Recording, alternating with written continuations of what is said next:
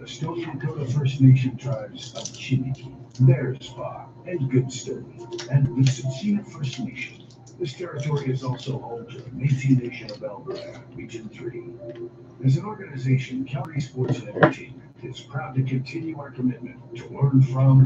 What's going on, everybody? John on here with you. It is Thursday, November 16, 2023. How is everybody doing out there today? This should be a big game, all-Canadian affair here. We're in the Scotiabank Saddle Dome in Calgary, Alberta. John on here with you on the call. It is the Vancouver Canucks, 12-3-1 on the season, head coached by Rick Tocchet. Sounds like this: Elias Pettersson, Ilya Mikheyev with Connor Garland, Quinn Hughes, and Noah Juleson. JT Miller, Phillip Di Giuseppe, Brock Boeser, Ian Cole, and Filip Hronek. Teddy Blucher, Dakota Joshua, Anthony Beauvillier, with Mark Friedman and Tyler Myers, Sam Lafferty, Niels Hoglander, and Andrei Kuzmenko is not drawing in the lineup today because he took a puck to the face on that side a couple games ago. They're coming off the back-to-back on the side of the New York Islanders. They were able to get a win in OT. We'll see if the Canucks can do it again today. Casey DeSmith should draw into the lineup off the back-to-back. And for the Calgary Flames, it sounds like this: 5-8-2, head coached by Ryan Huska. It's Elias Lindholm, Adam Ruzicka, Andrew Mangiapane, Mackenzie Weegar, and Rasmus Anderson. Nazem Kadri, Connor Zary, Martin Pospisil, with Noah Hannafin and Christopher Tanev, Mikael Backlund, Jonathan Huberdeau, and Blake Coleman, Igor Sharenkova, JJ Greer, and Dylan Dubé, Nikita Zadorov, and Nick DeSimone. On the back-end defense, it'll be Jacob Markstrom in goal for the Flames. So for the Vancouver Canucks, would you believe me if I told you that they are the best team in the Western Conference? They're only behind the Boston Bruins for the best record in the entire league. Again, it's going to be Casey DeSmith, 4-1, 267 goals against, 916. Against Jacob Markstrom, 3-6-1, 272, 905 save percentage. And here's the thing that really stands out as we're getting into the Canadian National Anthem. It's all Canadians going to be on that side. That's all we're going to get on this end. But Elias Pettersson, 26 points. JT Miller, 26 points. And Quinn Hughes, the same thing. You could take Nazem Kadri, 3 goals, 6 assists, and 9 points, almost triple that down, and you would only get 1 more point than you would have between Pettersson, Miller, and Hughes. It's been that crazy. And by the way, Nazem Kadri is a -10. Jonathan Huberdeau is a -13 on that side. When you have the 26 points, you get a +7 for that side for Pettersson, a +11 for JT Miller, and a +18 for Quinn Hughes. So crazy numbers for the Vancouver Canucks to start the year. In the next 5 games, they'll be playing Seattle and San Jose twice. The Calgary Flames have played 10 games on the road. They've only played 5 at home, so they're going to get some home cooking. They're 2-3-0 at home, 3-5-2 on the road. So they need to get a big win. They've been doing okay. They got a win against Montreal. Jacob Markstrom did pretty good in that 2-1 win for the Flames on that side. They're going to get a lot more of that. Goaltending, Jacob Markstrom is going to have to stand on his head. I feel like there's going to be a lot of goals in this game. So let's get underway here as this is played in off the back end and off the blasted unis. This will be DeSmith that'll play this across, and then left to right. Here come the Canucks. JT Miller, a snapper of a wrist shot right in the slot, and this one gets fought off by Markstrom. They'll play this in behind the cage now, leaving for Christopher Tanev. They'll try to take this right to left. So the Calgary Flames in the blasties, the all black with the mix of the yellow and red piping on the pant legs, and the Orca jerseys here for the Vancouver Canucks in the white with the Orca in the middle, and the blue pants and the green striping. That's what we got today at the Saddle Dome. John out here with you on the call. It is the Canucks and the Flames. Wrapped around near the right side, Elias Pettersson will try to come together to pry this loose. It's Blake Coleman going to take a look at it. This is chipped in off the glass. Mackenzie Weegar has it. Gained the entry off the backhand, but good back check there by the Canucks. This could be another 2-on-1 opportunity. Garland's pass will be picked up by Mikheyev, looking for a tip out in the air. This one goes near the right side dot as Pettersson will turn and spin. He's going to fall down on his heavily padded wallet and leave it here now for Blake Coleman. Third line now for Jonathan Huberdeau. Whoever would have thought that? Still got another 8 years for Huberdeau after this. So, again, that contract's not going to be traded anytime soon. Again, you think about the same thing for Kadri and Weegar. Good entry by Zadorov, but Kadri's a little bit off sides. And we get our first stoppage in the first. We're scoreless. A couple shots on goal for Vancouver, nothing yet for the Flames. And again, we mentioned a little bit in the open, just a little bit before the national anthem. Casey DeSmith, 4-0-1, 267 goals against, 916 save percentage. Pretty good numbers, because when you think about Thacher Demko on the other side in the 930s, just played the other day, got another victory over Ilya Sorokin and the Islanders. So the Canucks are really rolling. As we said, their schedule in the next 5 games, you're going to play San Jose twice, and the mix of it, and Seattle twice. So it could be more wins for Calgary, more wins for Vancouver on that side, I should say, that can build up in that standings. They have the best record in the West. They're only behind the Boston Bruins by a single point. Nikita Zadorov now for Nick DeSimone. And get this one here for Nazem Kadri. Going to try to go right to left. He's racing down the right wing side. Will pivot, get in the middle of the ice. Drop for Zadorov! And he's going to shoot a wrister. This one goes off of Smith's glove and out of play. So Casey DeSmith had just got a piece of it. But Zadorov was flying in on the left wing side. He let a wrister go. He got the full space. He had a full head of steam, and he was the lead man. Again, the defenseman loves to be able to moonlight as a forward. That's what Cooper Hopkins always mentions on that side. And man, he got a good piece of that. He was in for the top right corner, but Smith just got his glove on it. So 1 assist and 4 shots and 20-30 of ice time against the Canadiens. The interesting part for Nikita Zadorov is how long will he remain a member of the Calgary Flames? Because no Hanifin lets one go. This goes up the left pad to Smith. Again, he maybe issued a trade request on that side. He's been wanting to talk contract extension with the Calgary Flames, but they haven't reciprocated. Sam Lafferty from Hoaglander. This will fall to Markstrom. Hold on. With 17:43 in the first. We are tied at nothing. 1 shot apiece right now, as I got the TELUS Flames hockey feed on that side. So for me, if the feed does end, it'll end at midnight on that side when the clock turns, because the ESPN Plus subscription is supposed to run out. What I might do on the next week's side is just do some local assignments and wait for any Black Friday stuff, because it's less than a week away, and see if I can snag a little bit of a discount. We'll see how that one goes. But we'll be in talks with all of it. Not really going to be able to work with anybody anyway because of Thanksgiving and all that too. So Carlson going to go ahead and take this draw. Backlund gets kicked out. Captaincy for the Calgary Flames. Being an offensive zone drive for the Canucks, they win this one. Tyler Myers sends it across. And this one bounces off of the referee, Jonathan Huberdeau. They'll send this across here for Backlund. Backlund will flip it down. So Backlund, one of the Calgary Flames, it's got a positive plus-minus differential. It's +3. Huberdeau's -13, so they've kind of mixed it a little bit. Kind of a little bit of yin and yang, I would think, on that side defensively. You're going to need that. You don't want to have a bunch of minus on the same line and continue to have it be scored against. As Backlund will wrap this around the right-hand dot. Huberdeau couldn't deliver a check.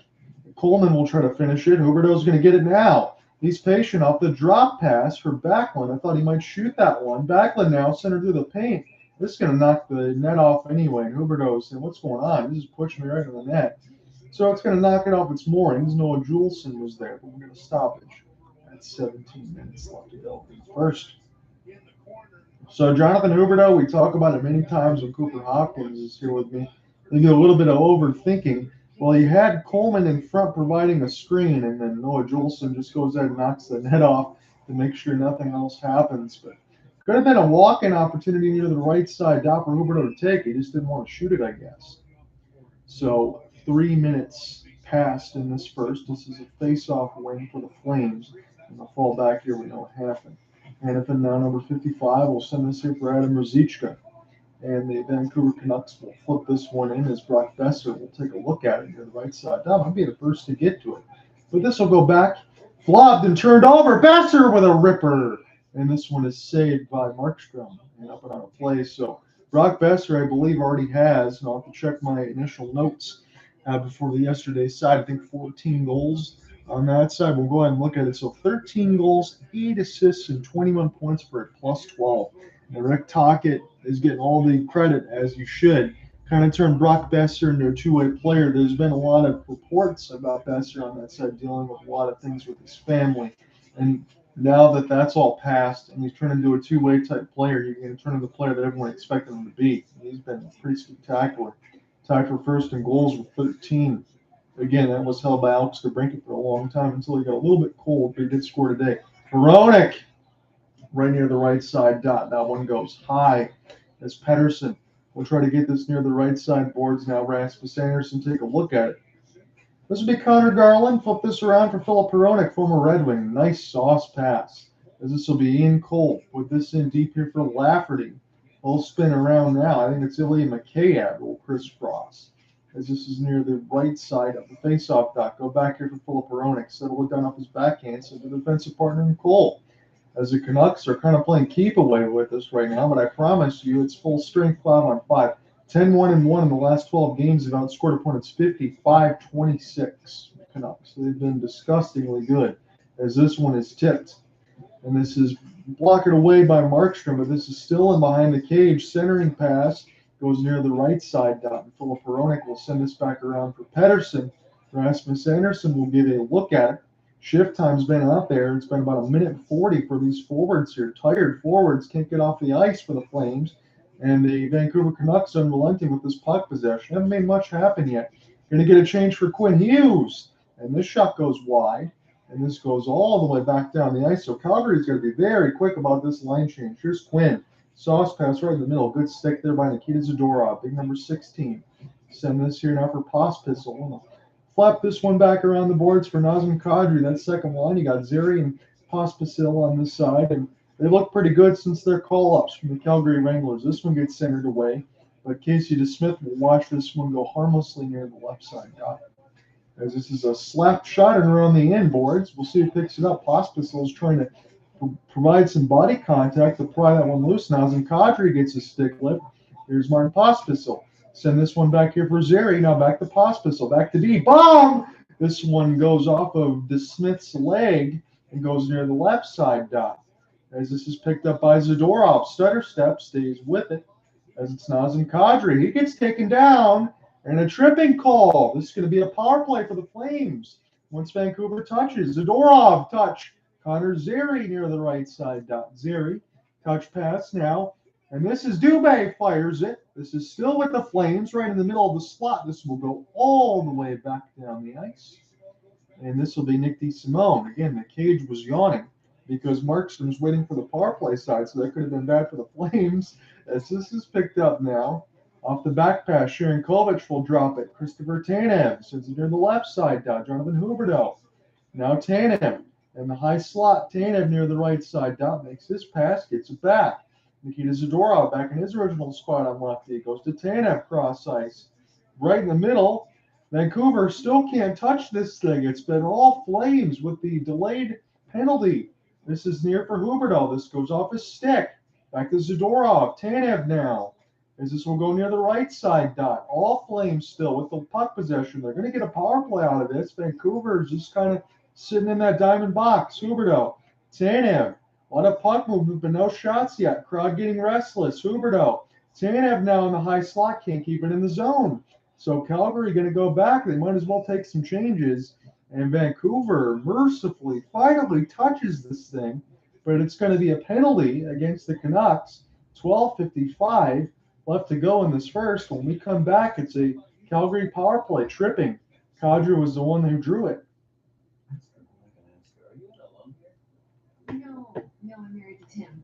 So it'll be Timbo. Did he ever tell you the YouTube water polo story? Yes, I have heard that a lot this weekend. Hey, guys! You got married? Where's the invite, dude? I crush it wedding. Are you betting against the home team at their own homes tonight? They are so soft against the run. And their secondary's trash. I just want to relax that when I lose.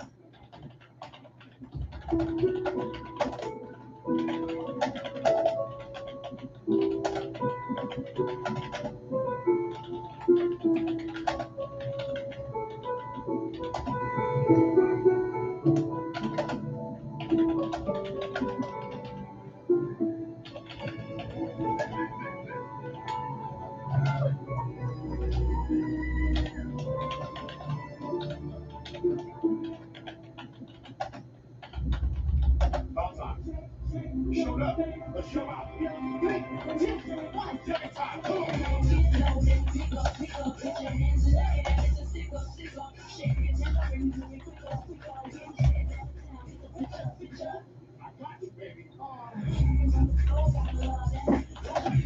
All right, so for the notes initially, as we're in the commercial break, I have a long puck possession for the Flames. Kadri draws a tripping penalty. I like the Pospisil Zary Kadri line right now. Nothing crazy yet, but it's been all Flames there for about 3 minutes. About 3 minutes of puck possession on that side has moved it around from the Kadri trip. Crowd was getting a little restless. They wanted to see some activity for some shots against Casey DeSmith, but it was just playing a keep away pretty much that whole time.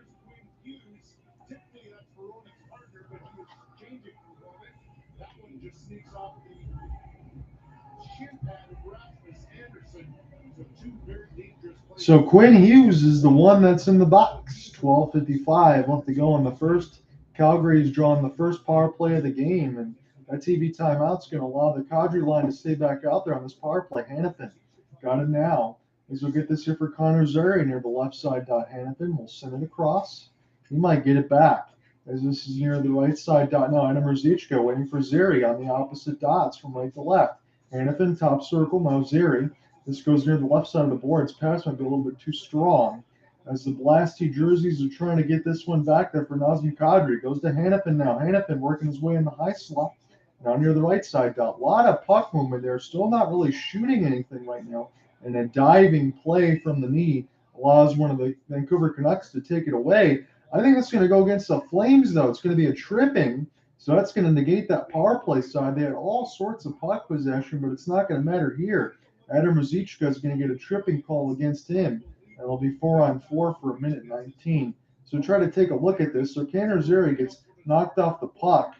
Pettersson comes in, and they are showing Adam Mrzichka got his leg underneath Elias Pettersson and tripped him down.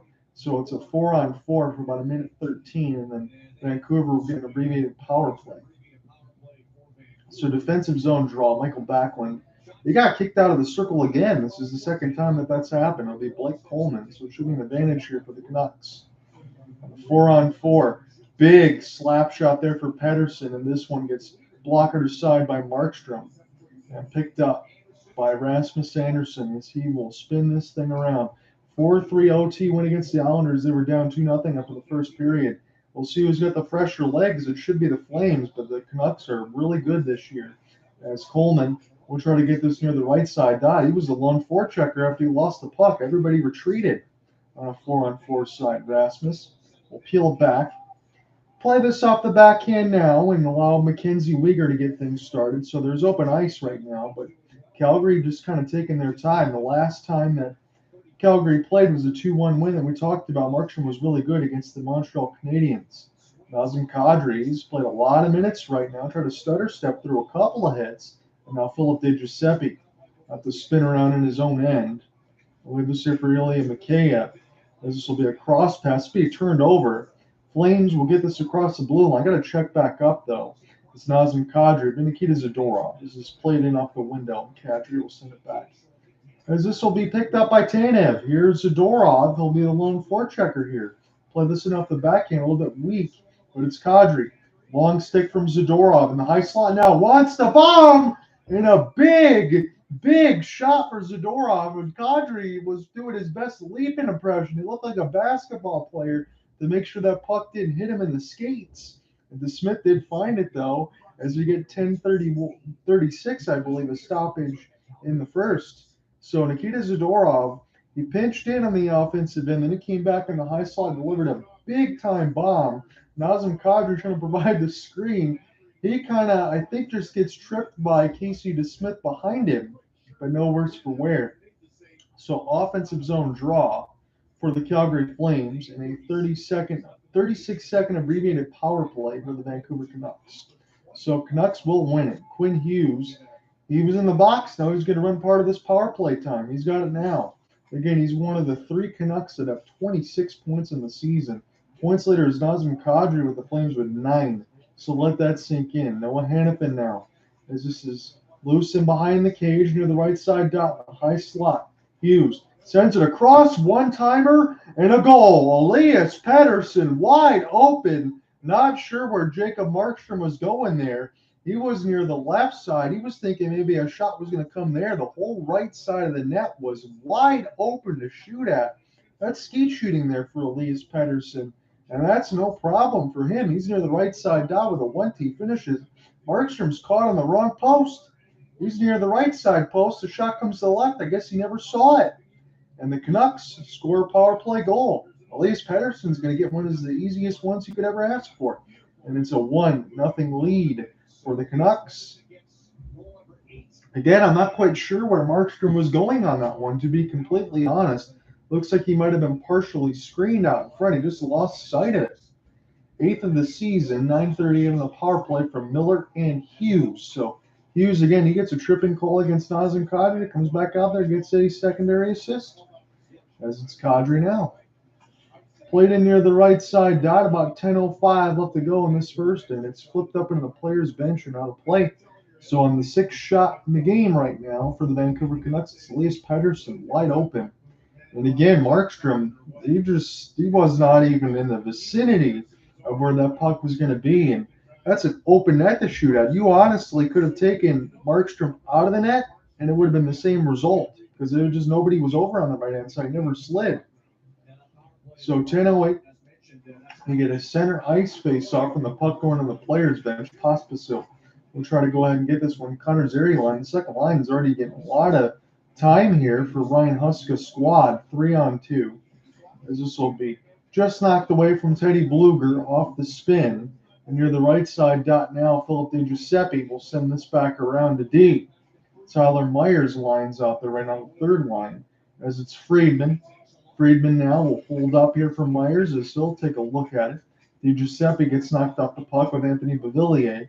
He'll find it now as Beauvillier will spin it here for Tyler Myers, a long-tenured Vancouver Canuck. He's getting paid a ton of cash, so he's not going anywhere as well. Beauvillier now holds off that side of the post, and it'll be Connor Zary. Will find it in his own end near the right side red line. And the Flames, maybe with Nick DeSimone, can get things going. We'll take a long flip. This one hits hard off the left side of the red line inboards. And Vancouver's got it. They'll be moving this thing left to right in the rest of this first period. Again, Elias Pettersson's got the first goal of the game. 9 minutes left to go in this first, played in off the backhand. Igor Sharankovich a little bit too strong. And this is going to be trouble here. Nels Höglander, and a good back check for Connor Zary, able to get the interception here. Sharankovich, he's the trailer, as it's still in Dubé. It'll go to him instead. Dubé now holding it off the backhand near the right side post. And see if the Flames can flip it around with Sharankovich. Rasmus Anderson, Uyghur, slap shot. This one goes up in case you dismiss left pad, maybe the stick up in our plate. Think we might get another commercial break? Yes, we will. Elias Pettersson makes it 1-0 Canucks. The NHL is taking hockey to a whole new level with NHL Blast on Roblox. Team up with friends, shoot, score, and of course, sell in this fast-paced twist on hockey. For today at NHL.com/blast. Yeah. Okay. Maybe if they ate bunches of oats, teens would use more than one syllable. Don't just eat oats, eat bunches of oats.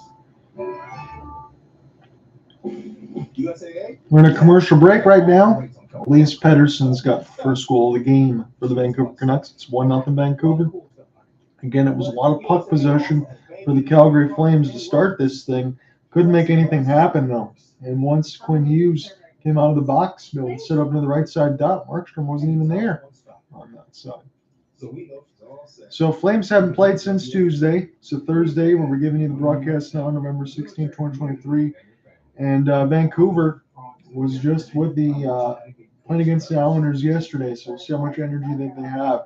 But it's been a good first period. Andrei Kuzmenko, he was day-to-day, took a puck to the face. You got Tucker Poolman out. You got Guillaume and Brisebois with a concussion. Kuzmenko and Pius Suter is day-to-day. So other than Andrei, none of the big players, with the exception of Carson, Soucy on defense, are out of the lineup. But again, Vancouver has the best record in the West.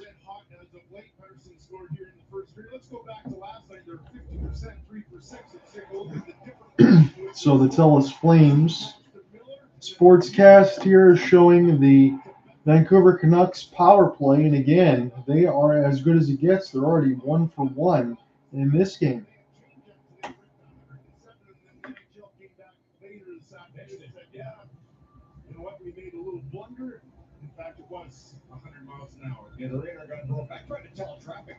So Elias Pettersson going to go ahead and take this draw.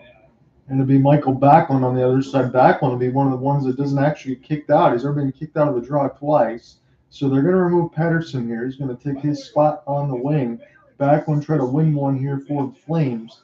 And this bounces away from Coleman. Backlund going to give chase on a long flip. This will be a pickup here for Connor Garland, maybe, but Chris Tanev will flip this one across the right side red line.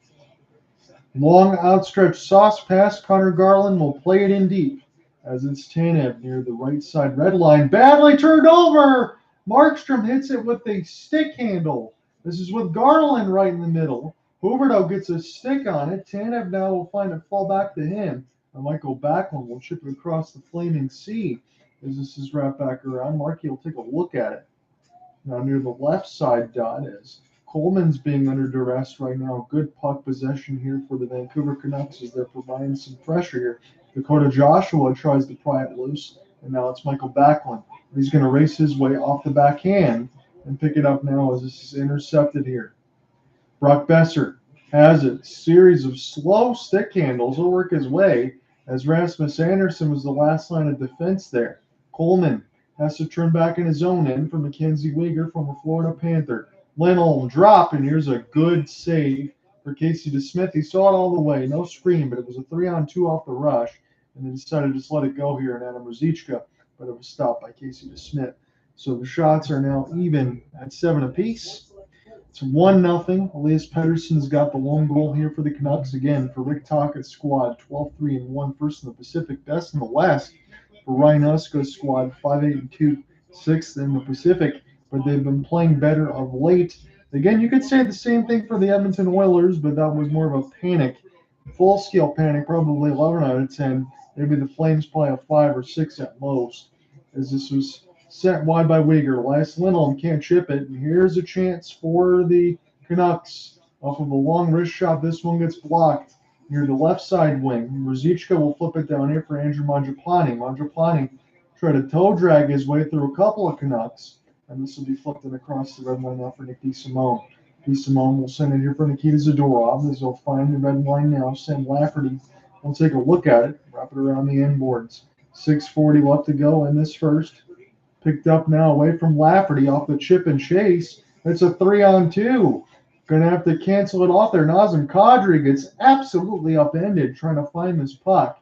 And it's Friedman sending it here for Myers. Myers into the traffic. Markstrom slid all the way over and attempt to locate it. Hit up high as this is flipped back down for an icing against the Flames. The hit up high wasn't called, but Nazem Kadri, he might have to check the side of his chicklets here on the right side of his face because he got hit up high trying to make a play. So Connor Zary has to skate a little bit here for Sam Lafferty off the rush. Kadri trying to find something here. Lafferty just says, "Get off me," and pushes Kadri in toward the right side of the red line. So Kadri going to go ahead and take this draw. Pettersson will oppose. See if anyone else is going to jump early here. So Pettersson jumps a little early. So it'll be Ilya Mikheyev, former Maple Leaf. Mikheyev got the big contract deal from the Canucks in the offseason. Filip Hronek now, as it's Pettersson off the half spin. Keep it alive off the back skate. And also be Hronek into the traffic looking for a tip. Niels Höglander trying to provide it. Another good body contact took Lindholm off his feet. And Hronek now has to get this across the flame and see. About 5:55 left to go in this first as Markstrom finds it in between his legs. And now Nikita Zadorov will flip this one. This could be picked up by Quinn Hughes. Might be another hand pass or something called against Quinn Hughes. So it does draw another face-off here. Quinn Hughes was there, but it was a hand pass. 5:49 left to go in the first. Canucks out front.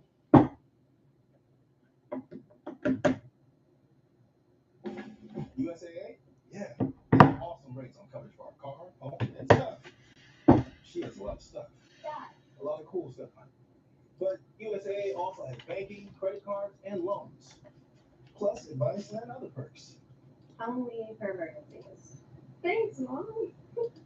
And it's all in one spot. So we know she's all set because we got USAA. USAA, more than you might think. For the military community and their families. I can ask her, are you an alum here? No, I'm married to Tim. Shiver me Timbo.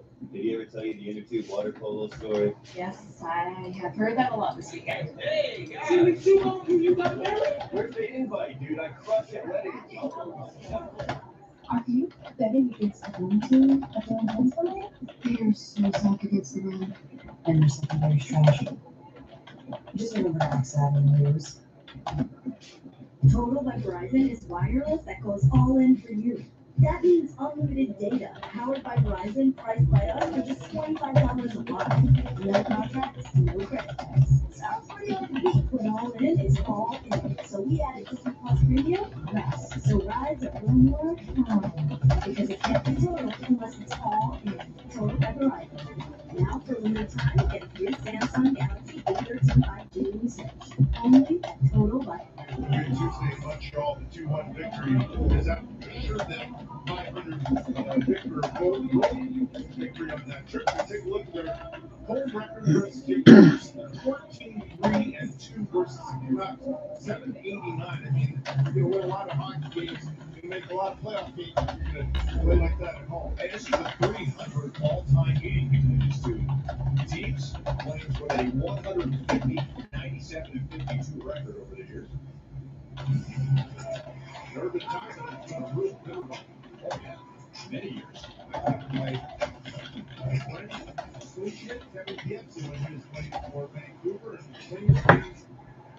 So back underneath the action here, about 5:30 left to go in the first. Again, Elias Pettersson has the lone goal of the game right now on a power play marker with a one-timer near the right side dot as Markstrom never slid over. It was pretty much open.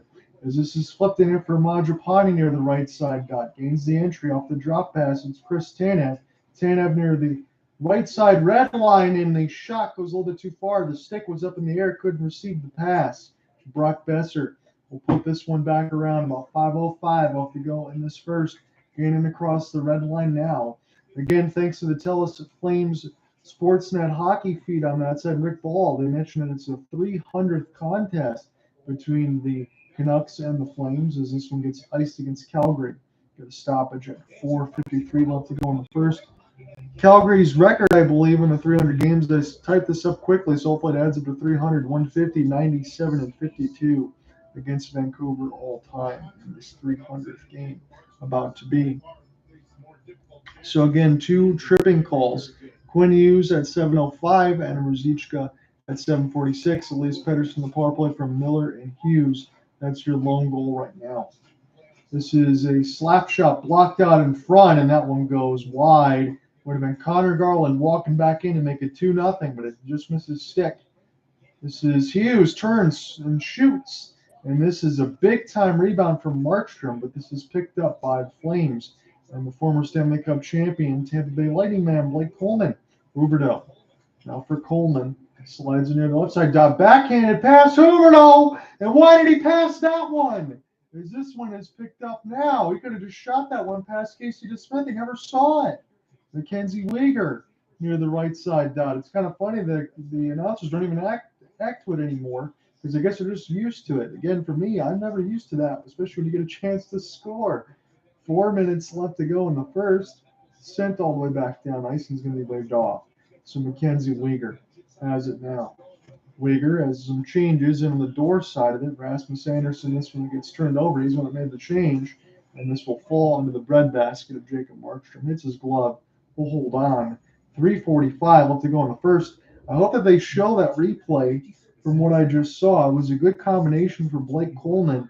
And behind the cage to Casey DeSmith, he dropped it right to Huberdeau near the left side red line. And Huberdeau looked to pass for whatever reason. Again, we've been talking about this for a couple seasons now.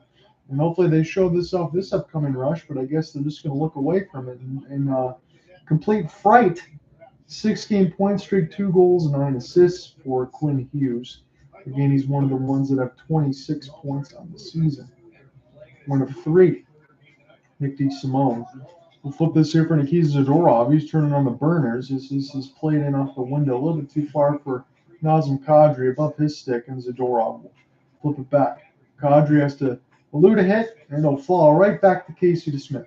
Friedman will flip it back around, but it goes too high. Not out of play or anything by any means, but it goes off of the stick. 3:25 left to go in the first. This will still be on the even strength. Rick Tocchet.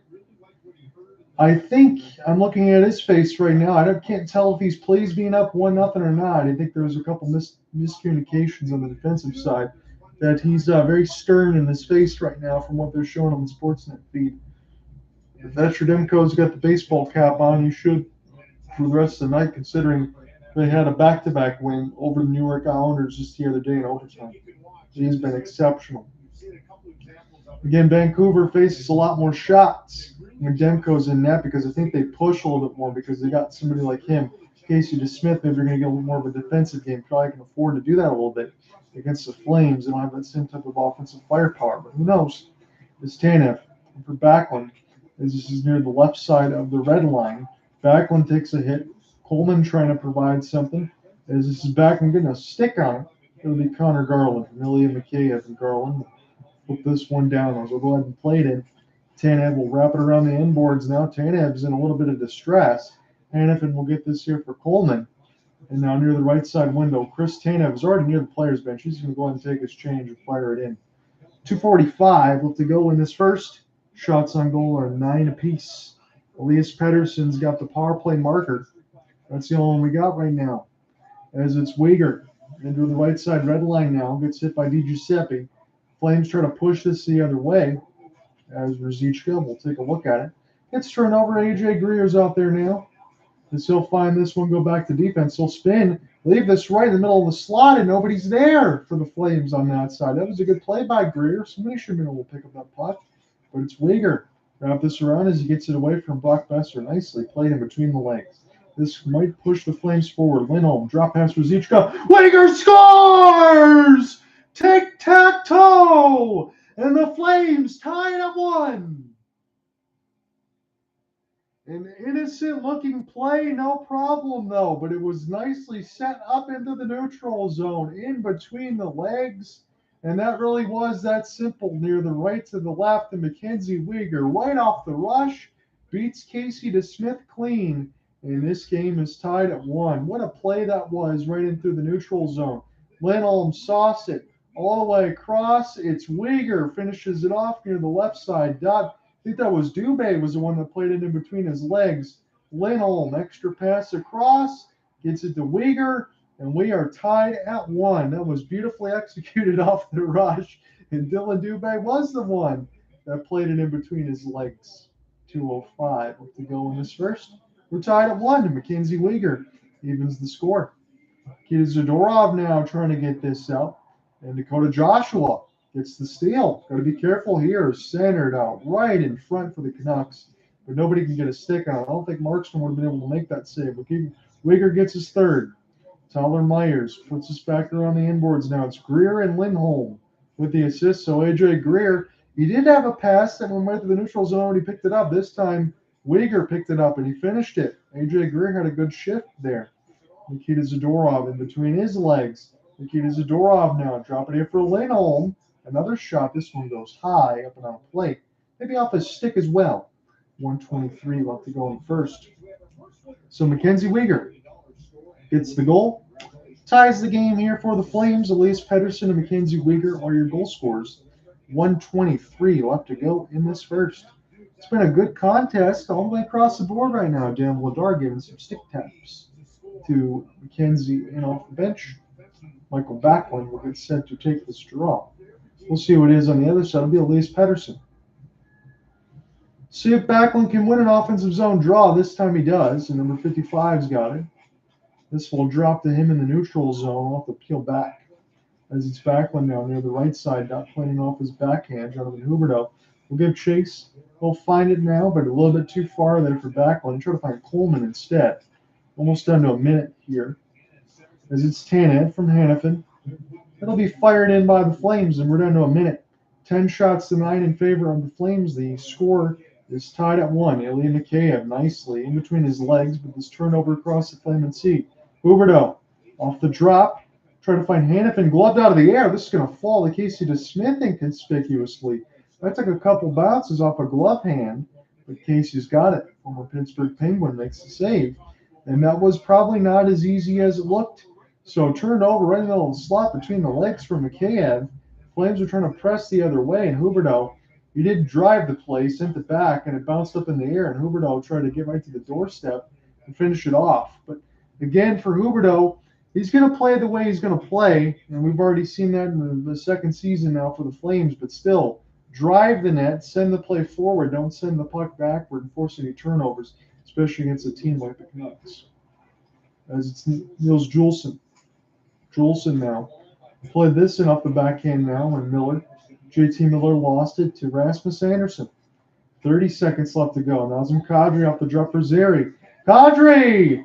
Oh, who goes flying into the net? It's one of the Vancouver Canucks. And thank goodness the moorings come off now, as that was JT Miller, who absolutely went for a dive into the net. And we get some pushing and shoving. Pospisil is the one that's taking some shoves there from JT, and they want to get a couple of fists thrown. I think the refs are going to get underneath it. Pospisil gets a couple of hands in on JT, and Connor Zary is being held by Quinn Hughes. I'm glad to see that JT Miller pop back up. That looked a lot worse for where he flew in the net. Pospisil still wants a piece of JT. We'll see if the Zebras call anything on that sense. Some offsetting roughing maybe, or maybe nothing out of this. So we'll see how this happens, hopefully, on the Sportsnet side of the feed. So this is right in the middle for Kadri. He's going to drive the net. And, man, it was JT Miller who just went flying into the net. Kadri off the touch with the tip of the stick. This one goes off deflected off the right side of the pads. And Pospisil and JT Miller. JT Miller went for a ride inside that net. And thankfully, he popped back up. Pospisil, I don't think he meant to do anything on that side, but JT took exception to it. But thankfully, he's okay, because that was a frightening collision. 27 seconds left to go in this first. There's been a lot going on here right now. We still got 2 more periods to go. I thought there was going to be a ton of goals in this game, but this first period's been pretty even right now. Flames have done what they needed to do off the back-to-back. And again, as I talk about and try to accentuate, I think the second line between Pospisil, Zary, and Kadri have been the best line. Phillip Di Giuseppe will take the draw against Kadri. See who wins this one. Nazem's got it. Send it back there for Uyghur. He's already got one. He shoots over the top of the cage. As Ian Cole will take a look at it. Rasmus holds it in. Down to 15 seconds left to go in the first. Played in off the backhand now. Adam Ruzicka and Pospisil get worked off the puck. Cole takes him down. As Martin gets taken out for a dive here. Somebody trying to get to their feet in Connor Zary. This is going to end the first period. We're tied at 1. 12-12. I should say 12-9 is the shots on goal in favor of the Flames. 1-1's the score line. When we come back, we'll get into the second period. Tied at 1.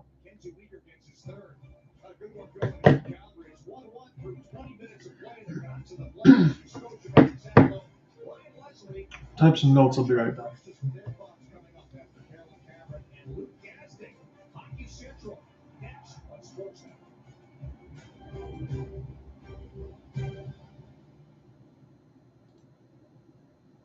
My daughter says she works in B2B, where she sells SEO and MRM to CPGs. I could promise her. She was speaking the complete sentences before she was 2.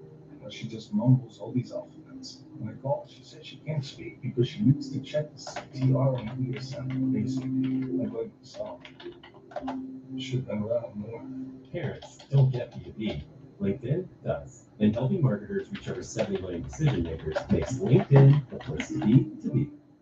Ask her. I'm not going to ask her. Are you all alone here? No, I'm married to Tim. Ah, Shiver Me Timbo. Did he ever tell you the inner-tube water polo story? Yes, I have heard that a lot this weekend. Hey, guys, you got married? Where's the invite, dude? I crushed your wedding. Are you betting against the home team at the end tonight? They are so soft against the run, and their secondary's trash. Just remember to ask that in the news. I got the gift from your husband. Is there good peril? Is someone a new iPhone? A better plan is to run. Great, but keep this straight. Yes, they will in any condition. Get iPhone 15 Pro and iPad and Apple Watch all on them. It's all good, just a little awkward.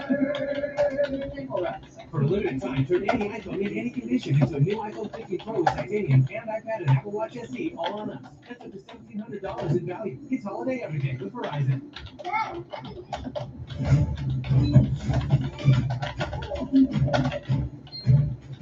Can't stop adding stuff to your cart? Get the Bank of America customized cash rewards card. Choose an online shopping category and earn 3% cash back. Hey,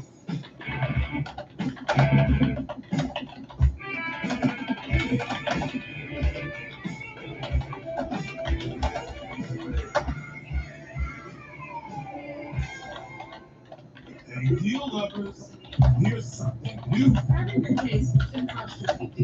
And this time, $7 gets you both. The all-new $7 deal lovers. All right. It's only a deal if you love it. Give you a little bit of a reset here in a moment. Got the notes typed in. Go to the team stats side of it.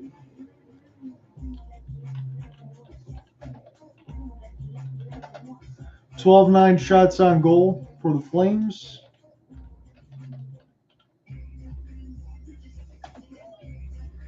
Hits tied at 6.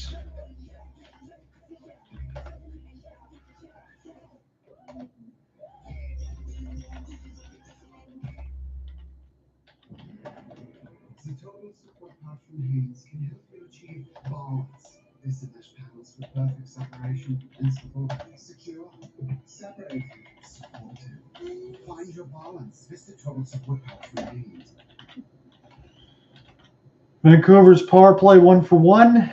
Calgary 0 for 1 on that side.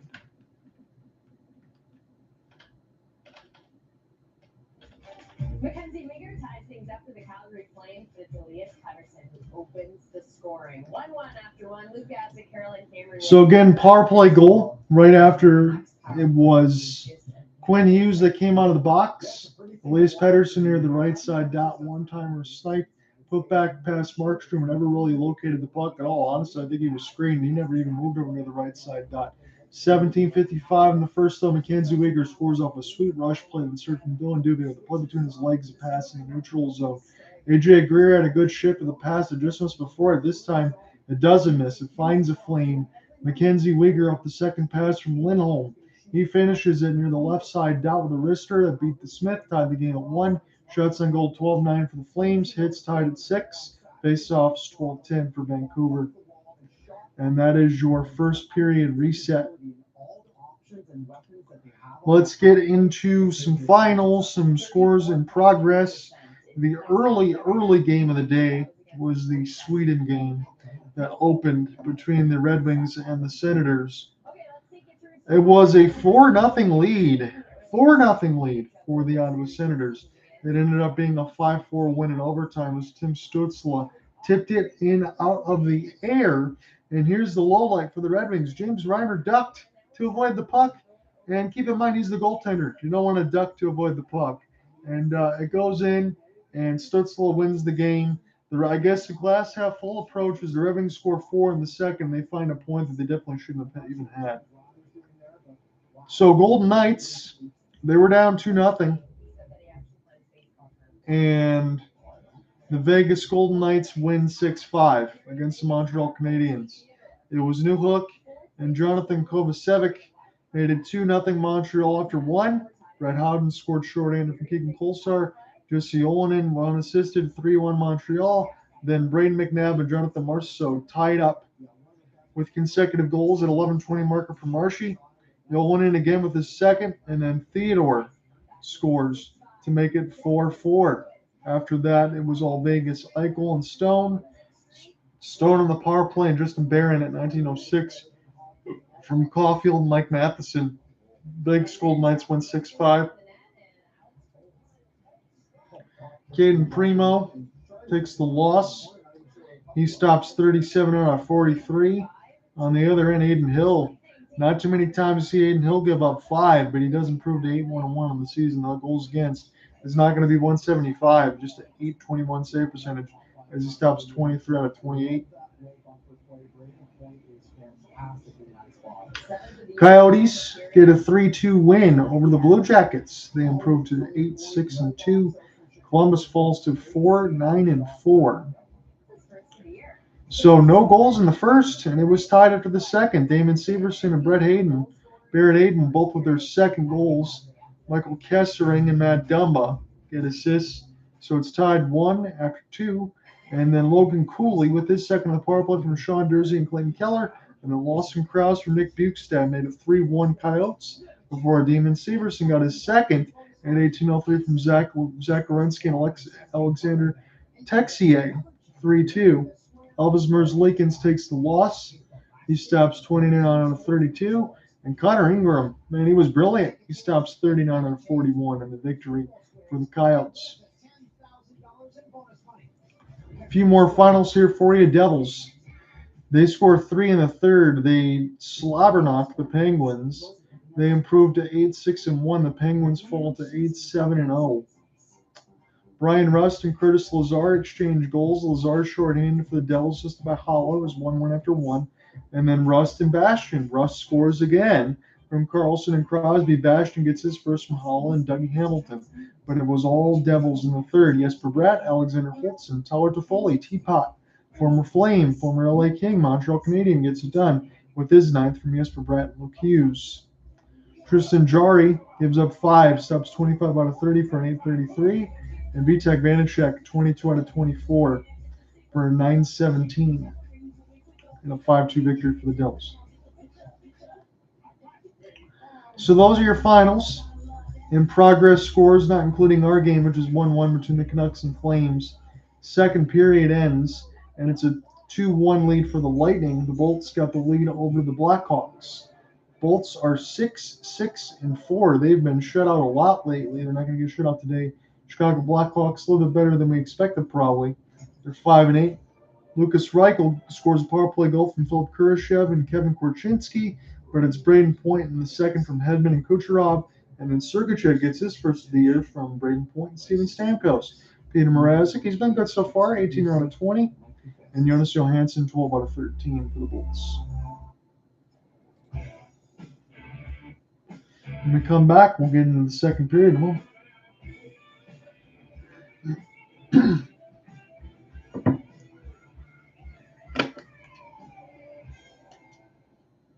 deal lovers, here's something new. Having good taste should cost you a good deal. And in this one, $7 gets you both. The all-new $7 deal lovers menu at Pizza Hut. Because it's only a deal if you love it. Come on in. Critics and audiences proclaim a new horror legend has arrived. Thanksgiving is wildly fun. One of the most crowd-pleasing experiences of the year. It's a new horror classic. It's getting rated R and playing.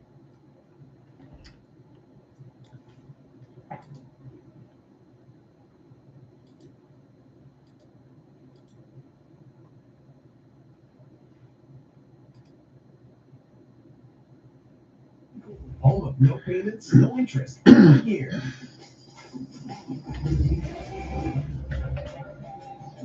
Canucks and Flames, we got a good one going here through 20 minutes, tied at 1 after 1 as we welcome you inside the Scotiabank. I don't know how long beside Corey Sarge and Eric Francis. Let me just start with what we're looking at here. I mean, this is a really high-powered Vancouver Canucks team, but this is a Calgary team that's starting to show maybe a little desperation, boys, a little bit of fight. Maybe they're starting to figure out who they are here. And there's been, we'll get into all this, but there's been all kinds of noise, but they're kind of focusing on maybe keeping that thing tight inside that locker room. And maybe we saw it through the first 20 and maybe even back in Montreal as well. But let's just start with the goal, Corey. Maybe take me through it because there's lots to like there. I know Kelly, really liked what he saw from Dylan Dubé. There's a lot of people doing some good things on that first play.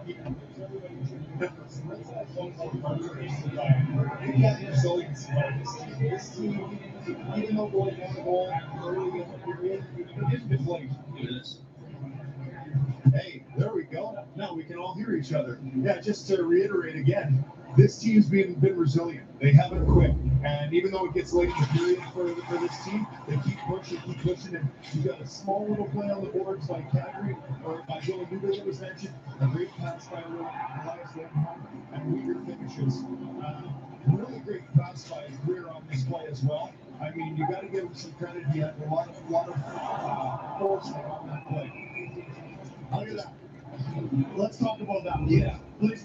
Yeah, you got it. Because Pospisil has shown us a lot here in, what is he in? He's just in a handful of games here. He's shown some of the scoring touch, he's shown some energy, he's really impressed with the speed. The one thing that he was known for coming into Calgary was his play. He played with edge. We haven't seen a lot of that, Eric, for some obvious reasons. There's been some concussions, some scary situations and fights.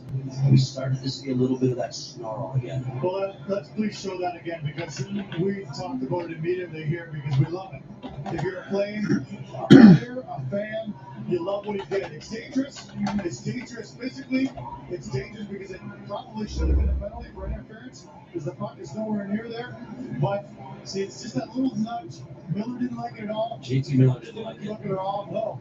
But you gotta love that he's showing that. Now he tried to play it down, but now he knows, okay, I'm in it. Now let's go. And he ends up throwing a punch a little later in this scrum here too, because he doesn't like it. Like it or not, he's going to the net hard. Exactly. That's part of the game. Hey, and you can't play this game without that grit. You've got to have some jam. And him and Connor Zary, well, that's why they're driving this line. We got to give Nazem Kadri a lot of credit. But these two kids are showing some serious gumption out there on the ice. I love it. And I just think, too, it's good that he's good. And that's a veteran, JT Miller, who's playing lights out hockey, who's tough, who's gritty, and he's good in there and even exchange verbal parts. I like it. That's right. And this is all part of the energy that him and Zary are bringing to Kadri to make Kadri a much better player of late.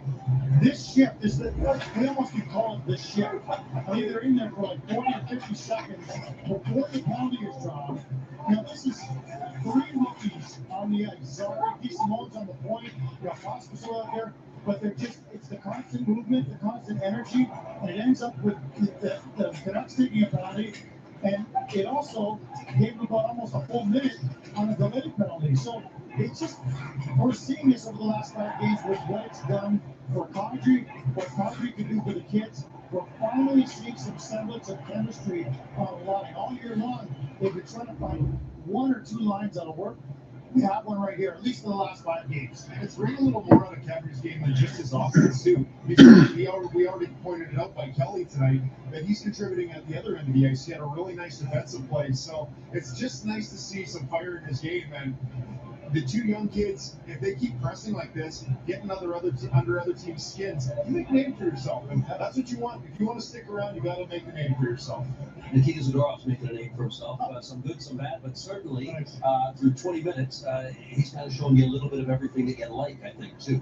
Yeah, I mean, I think his game over the last 5, 6 games has been extremely consistent. We've seen a lot out of him. We've seen him leading the rush. We've seen him getting chances. He's had a few assists at some late, getting points. So Nikita Zadorov, when it comes to game time, he's done a really nice job of focusing. He's been a part of this team, and he's tried to make it happen on both ends of the race. He's broken things up defensively, and he's been physical, which he has to do. So professionally, he's looked great on the ice. And it's easy to do with your teammates on the ice.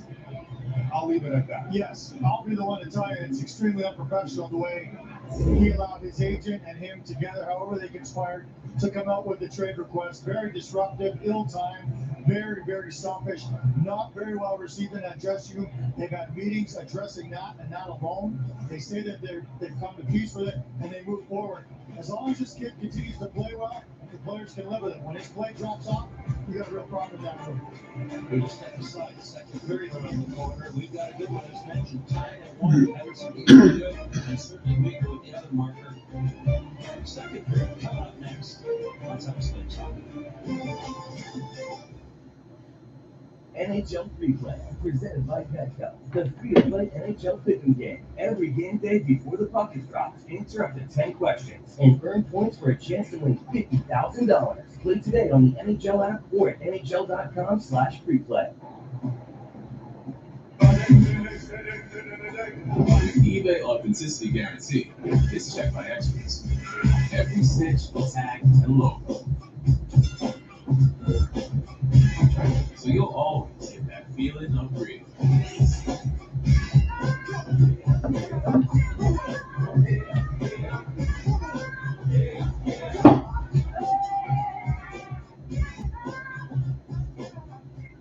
When you take a chance with Red River's football squares, you have a chance to win up to $10,000 in bonus money instantly. Just place a qualifying same-game parlay bet, and you'll get another chance to win with a square at no extra cost. If the last digit of both team scores match yours, you win.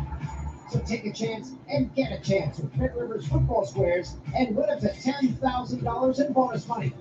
Red River Squares.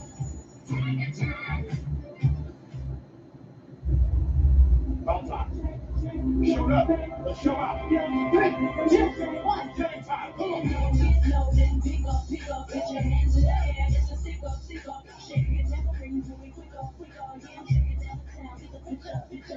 I got it, baby.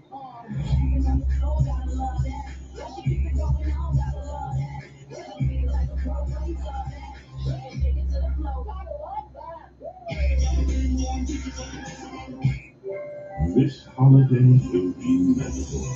This will be a Boar's Head holiday, where every detail is exceptional, with quality and craftsmanship worthy of the Boar's Head name, and a slow-roasted sweet slice uncured ham, crafted for carving that brings everyone together, with experiences worth sharing and moments worth savoring.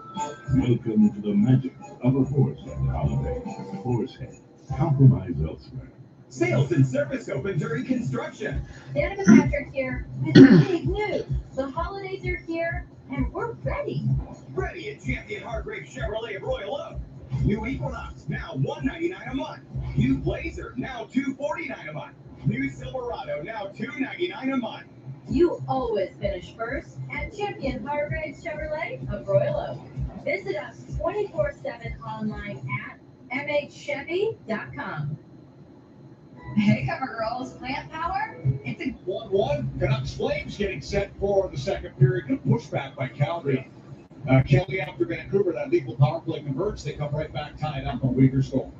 Well, you know, We're going to begin back into this game here. It's a 1-1 game. Don't follow along on the ESPN box score side of it. It says end of the second. We're going into the second. It's in the first.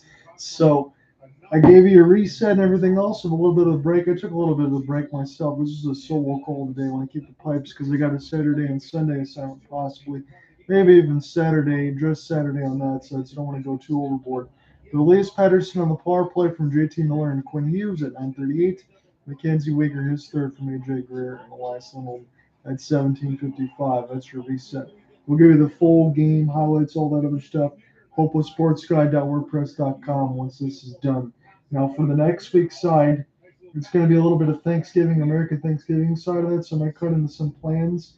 What I might do, because I think my subscription's going to end like pretty much after this game, I might just wait a few extra days and see if they do any Black Friday deals for the ESPN Plus. I'm still going to do everything else going forward. If it's 120, it's 120. I would try to get snagged a little bit cheaper, possibly. We'll see how that goes.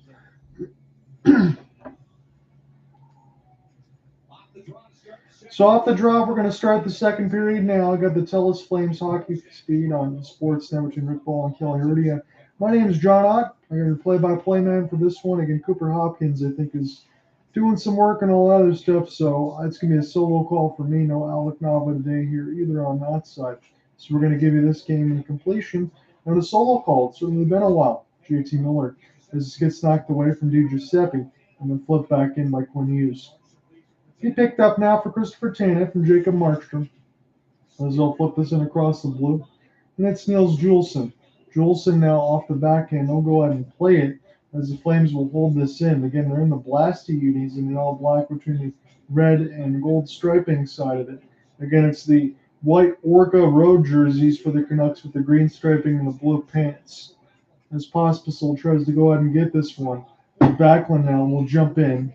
Big time hit the other way from Blake Coleman, but this is nicely played by Quinn Hughes. He's in full flight with Pettersson, who's got the first goal of the game.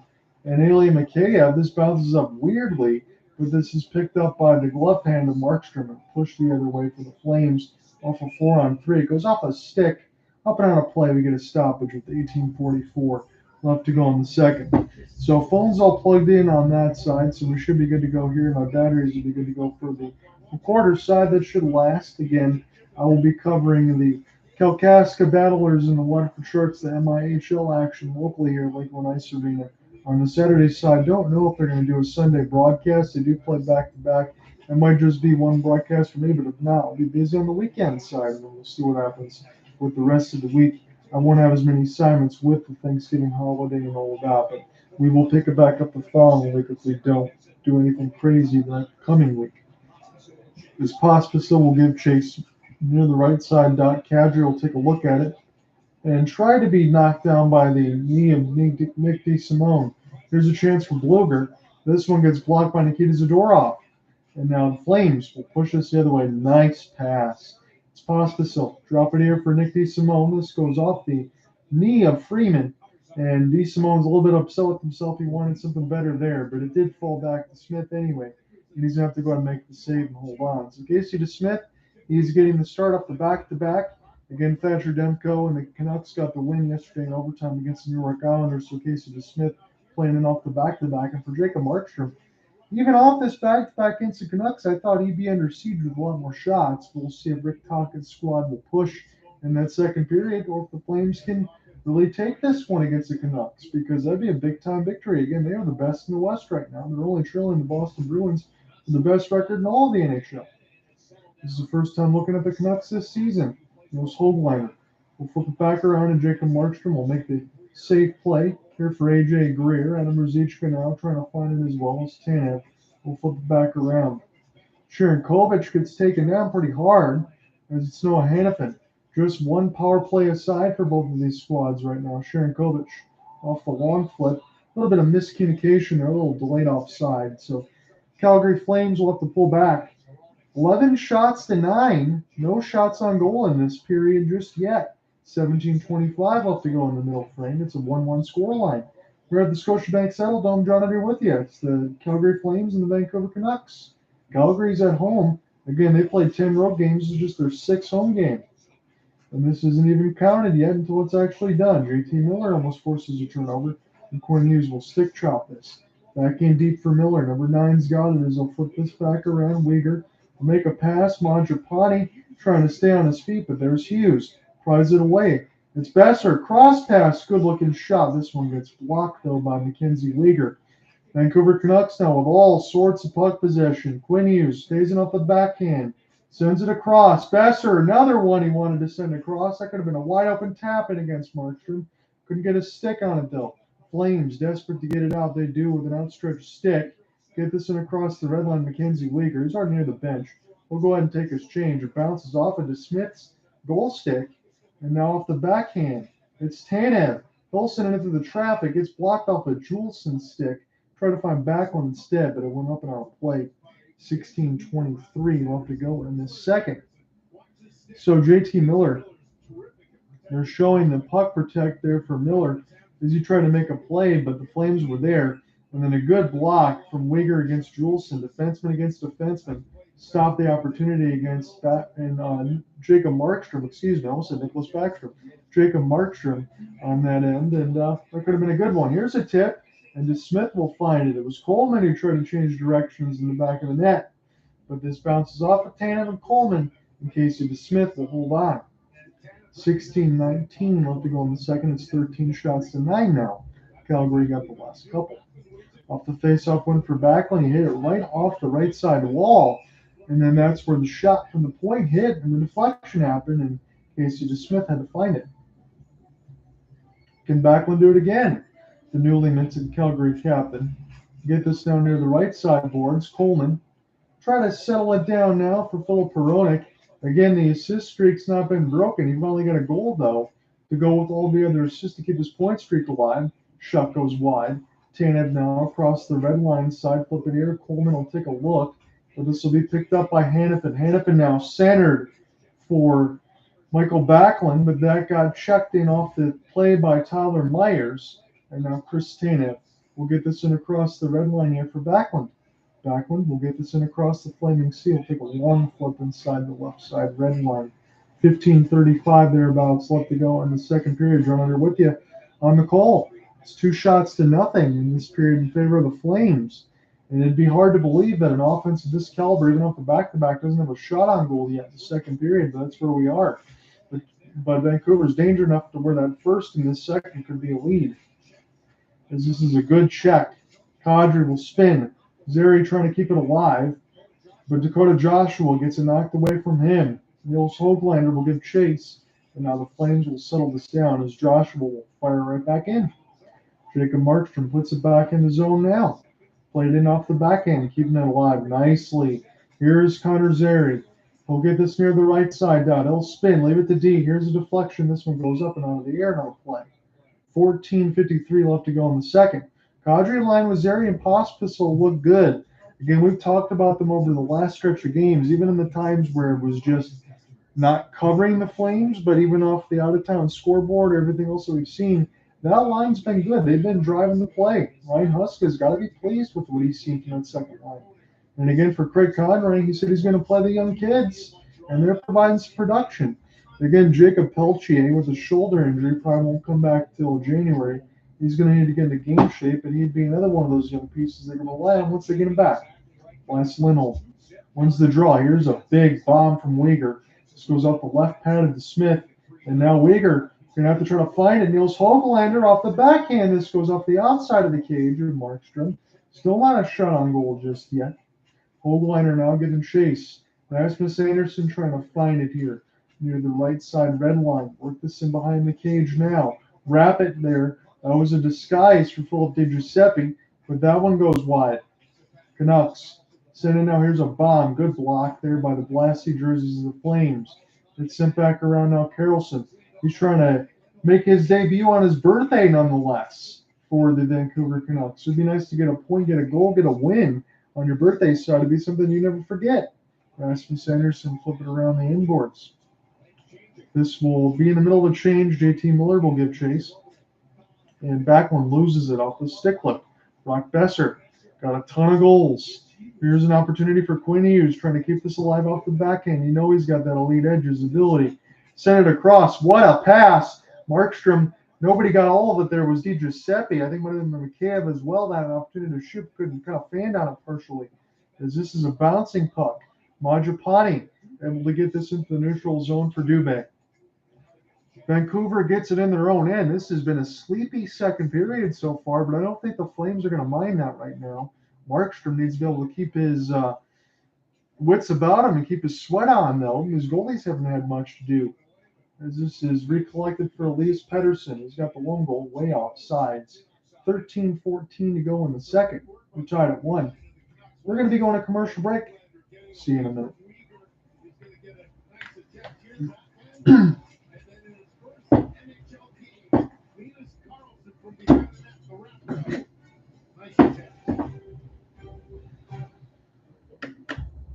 Rufus hates being stuck inside.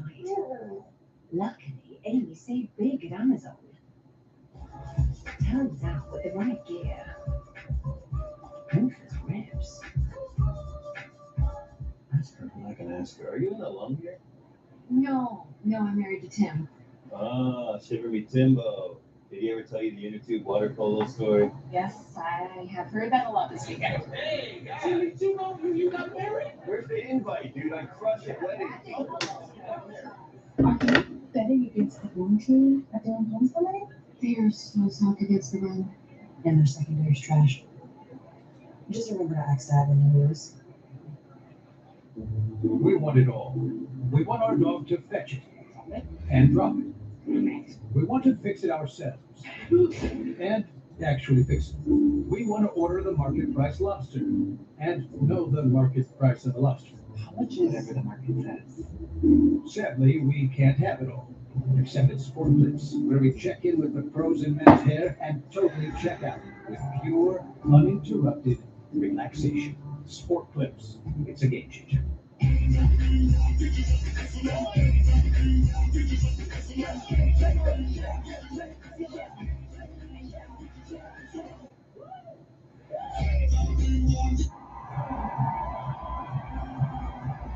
As Rasmus Andersson took that shot right off the top in Montreal on a Tuesday, and it sure looks to be a couple of shifts right back on the ice. Looks like his glove is off, and that's looking at his thumb, so I'm sure it's really bothering him still.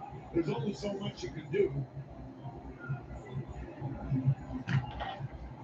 So, They're showing on the Sportsnet feed that Rasmus Andersson took a shot off his thumb on the Tuesday game against the Canadiens. He's got the glove off now on the bench. It's really bothering him right now, but you think he's going to get in. Here's a break for the Flames, and this one goes a little wide.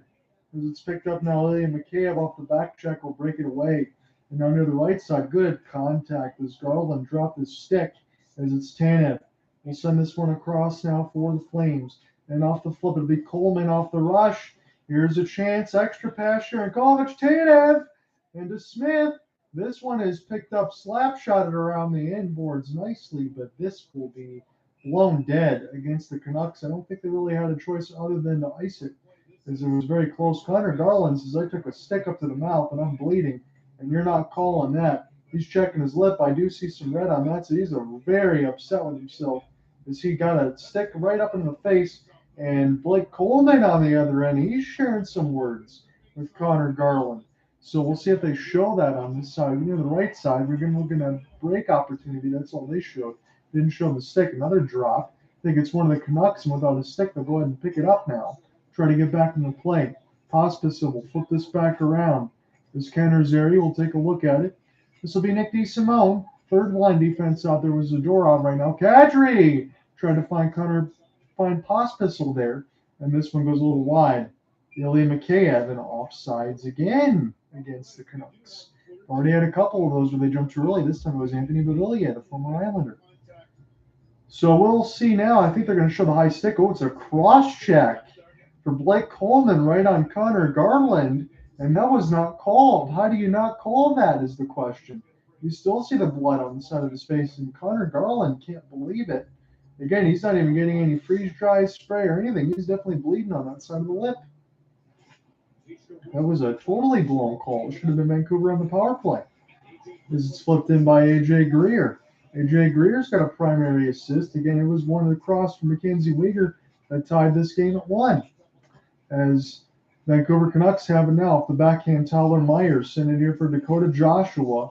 We'll have to spin this one here with Igor Sharankovic as this gets taken away. A stick is completely broken in half. Broken twig isn't part of the offensive zone for the Canucks. They're going to go right to left in the second period. They're in the white with the blue jerseys on the road. A.J. Greer sent it across. Snipe it at the top of the post. I thought it was in. It hit the top of the post and stayed out. And this is sent back around. We'll have to see who released that one. The red light didn't even come on. I guess they knew it hit the top of the bar. I thought I was calling a goal. Quinn Hughes flip this back around now. See if they could turn it almost into a goal. Big slap shot off the inboards. Huge rebound. And this will be Niels Höglander now. Recollect. Try to center right out there. But the Blasty jerseys will pick it up on the left side of the red line. And Calgary will take a long flip all the way down and will touch the defensive pairings of Juleson and Hughes. Now Hughes will go ahead and recollect as the camera cut on him for some reason. And now Sam Lafferty, former Maple Leaf, will watch this get flipped over his head by Weegar and sent back here for Ian Cole. And Cole now off the backhand pass as Kadri can't locate it. And across the Flamin' Sea now, broken up nicely by Quinn Hughes. JT Miller right in the middle of the zone, but it took 3 Calgary Flames to dispossess him of the puck.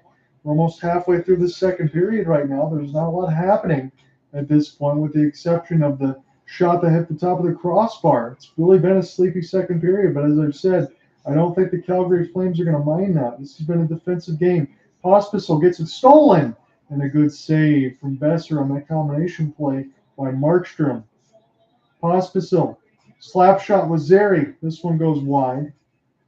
Picked up now by Boeser. They'll set it up for Di Giuseppe. Di Giuseppe backhand Boeser. Boeser now forehand. He shoots. Big hit on the other end as Boeser is slow to get up. I don't think it was a hip check, but it was a big one. Elias Lindholm, Mangiapane off the 2-on-1. Mangiapane now got a turn in the high slot, trying to send it for Lindholm. Pick it back up. And Casey DeSmith will find it in amongst the trees as we get a stoppage. Tanev really being bothered on the bench. I think he might have lost a tooth as I'm looking at it. 9:42. We'll come right back. No, I'm married to Tim. Secretly Pinball. Did I ever tell you the inner tube water polo story? Yes, I have heard that a lot this weekend. Hey, guys, you got married? Where's the invite, dude? I crush it. Let it Are you betting against the home team at their home tonight? They are so soft against the run, and their secondary's trash. Just remember to act Max Avenues.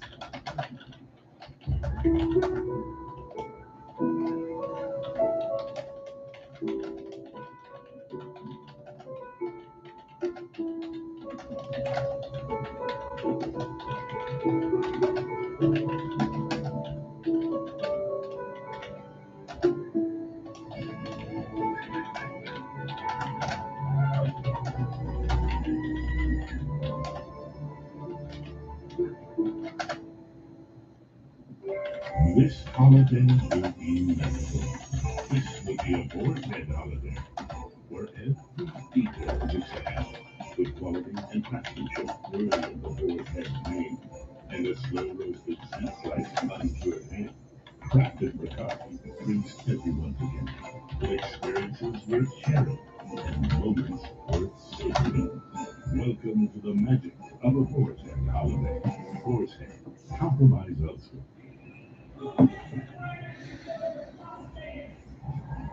Adam Ruzicka looking for his third goal of the season. He's oh so close. Greer with the hard pass somehow gets through Tyler Myers right onto the stick of Ruzicka.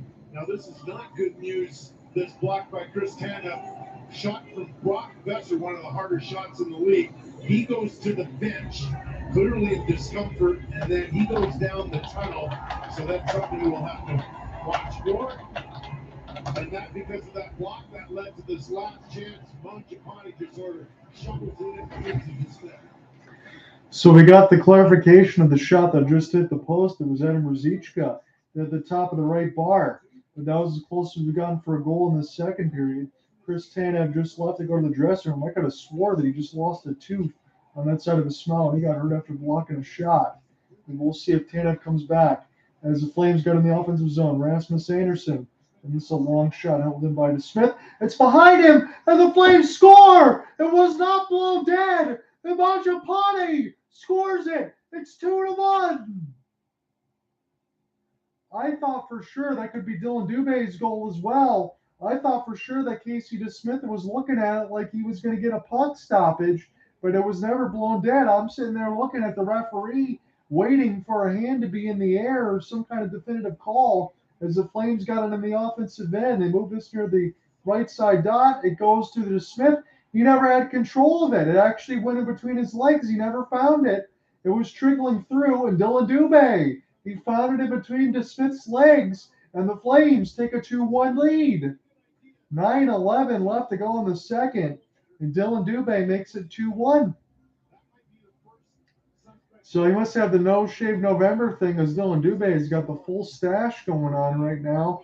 And considering he's got the go-ahead goal at the moment, he might never want to take this one off, as it's Kadri who gets taken out of the draw on the neutral zone side and played in backhand. So the first suspect goal of the game, it was Casey DeSmith is the one that got it up. It was between his legs. I thought it was in his glove hand. It was between his legs. Dylan Dubé found it. He pounded it home. It's a 2-1 lead for the Flames now. And this will be kept in. Kadri cross pass. And then all sorts of contact there will brush any chance in the middle of the slot. Dylan Dubé gets his third of the year. This is Nikita Zadorov. Nicely played from Zary to Kadri near the right wing. Played it off the backhand. Short side chance. And DeSmith will find this one. He'll hold on with 8:34 left to go in the second. That is a bizarre goal. But again, at the times that you always think about it, we've seen some of those for Jacob Markstrom on the other end. You've got to be able to find that puck. If you're a netminder, you never know where it's behind you. You got to look everywhere. You got to keep your head on a swivel. And Dylan Dubé was the one who did, and that's why his team is up 2-1. He's the only one who found it. It was just sitting there in the blue paint waiting to be finished. And Dylan Dubé pays it off. And the Flames got a 2-1 lead now. So there should be a face-off in the offensive zone for the Flames on the right-hand side of the dot. It'd be very interesting if the Canucks do go down in this game. I wouldn't blame them off the back-to-back side, but it's not something we've been able to talk about very much because they're 12-3-1 on the season. He won his last two starts to Casey DeSmith.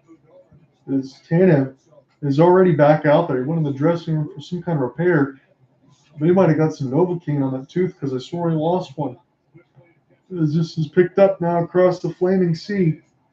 Now toward the right side down for Huberdeau. This time he will shoot it, but it'll work around the inboards here for Tanev. Tanev now. And toward the right side red line here for Blake Coleman. Coleman has this on the cage. He'll leave it for Christopher. As this one will go across. East side to his partner, Noah Hannafin, number 55. Flip back around for Blake Coleman. Coleman has it near the right side dot. Drop for Tanev. Calgary very patient right now.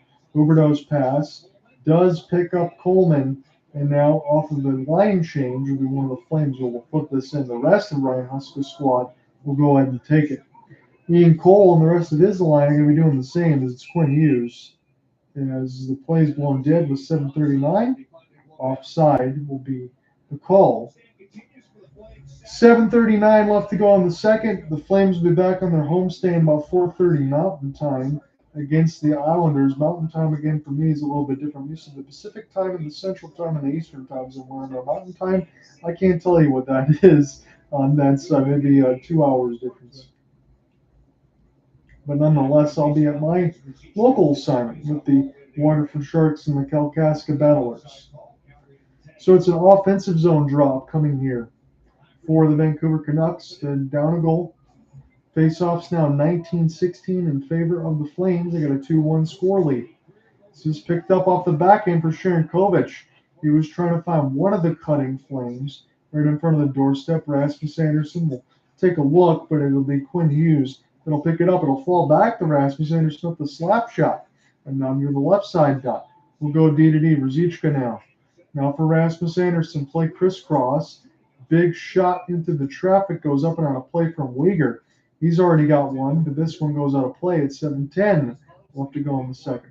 Flames now have a 19-13 edge on the shot board, and Vancouver, I believe, has just 2 shots on goal in this period, this second period. Again, we've talked about sleepy, but it's almost comatose at this point.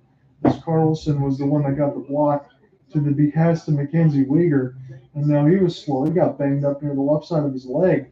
He gets a block shot on his birthday, so he gets a little bit of the raccoon shiner thing on the left side of his leg. I'm sure that's going to bruise up. There's not a lot of padding there on that side between that lower leg and the skate. So it'll be Dubé in on the draw. He's got the latest goal. That made it 2-1. Cross check over Elias Pettersson. Not called. They hit him on the top of the head. Wondered why that was not called. A couple of those for Vancouver probably should have a couple extra power plays, if we're being completely honest. Connor Garland, he was the one that took up a stick to the face on the other side by Coleman, and that was never called as it's picked up by Dubé. 1-0-1, the second of a back-to-back for the Canucks, so they picked up 3 of the possible 4 points. Picked off near the right side. Here's a slapper. This one goes around the inboards. Stays with Nikita Zadorov. He was all the way around the net, right in the middle of the slot. Backhanded play. Where's the puck? The Flames trying to find it. And this will be set up here for Nick DeSimone, and he's going to find nobody besides Phillip Di Giuseppe. Di Giuseppe now struggling to get out of his own end, as it is Filip Hronek, former Red Wing. He'll slow up and slap shot this thing around the inboards, but this goes right to the Flames. There's a long outstretched pass trying to find Zary. It's turned over though. Mikheyev up a 3-on-2, long wrist shot. This gets blocked nicely by Noah Hannafin. Hannafin now will watch as it goes to Cole near the left side dot. In through the traffic, got tipped and goes wide. Markstrom never would have been able to see it. Zary, as the play is falling down. Cole, slap shot, big bomb, gets deflected again. The Vancouver's finally starting to make something happen here in the final 6 minutes of the second period. Here they have another chance off the rush again. Dakota Joshua, sharp angled chance. And Markstrom will grab and hold on. We'll get a commercial break. 5:42 left to go in the second. All of a sudden, Vancouver's starting to get some chances here on the board, and they need to do so. I'm not going to ask her. Are you an alum here? No, I'm married to Tim. Ah, shiver me Timbo. Did he ever tell you the inner tube water polo story? Yes, I have heard that a lot this weekend. Hey, guys! You got married? Where's the invite, dude? I'm crushing wedding. Are you betting against the home team at their games tonight? They are so soft against the run. And their secondary's trash. Just remember to ask that in the news. iPhone 50 from your husband deserves a new Carolyn's. To sell me one a new iPhone. A better plan is your right. For a limited time, turn any iPhone in any condition into a new iPhone 15 Pro with titanium and iPad and Apple Watch SE all on us. Only on Verizon.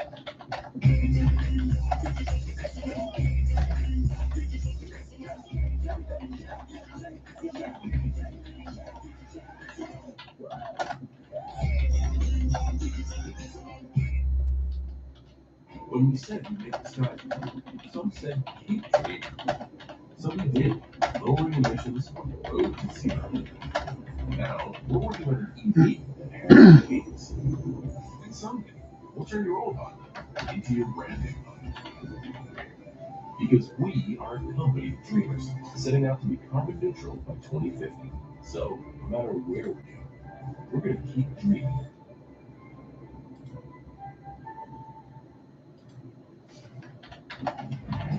The Calgary Flames Foundation 50-50 draw is now at just over $108,000. Head to 5050flames.com to get your tickets now. And hey, there's Chris Tanev. And moments ago we saw him leave the ice. He took that puck off the hand.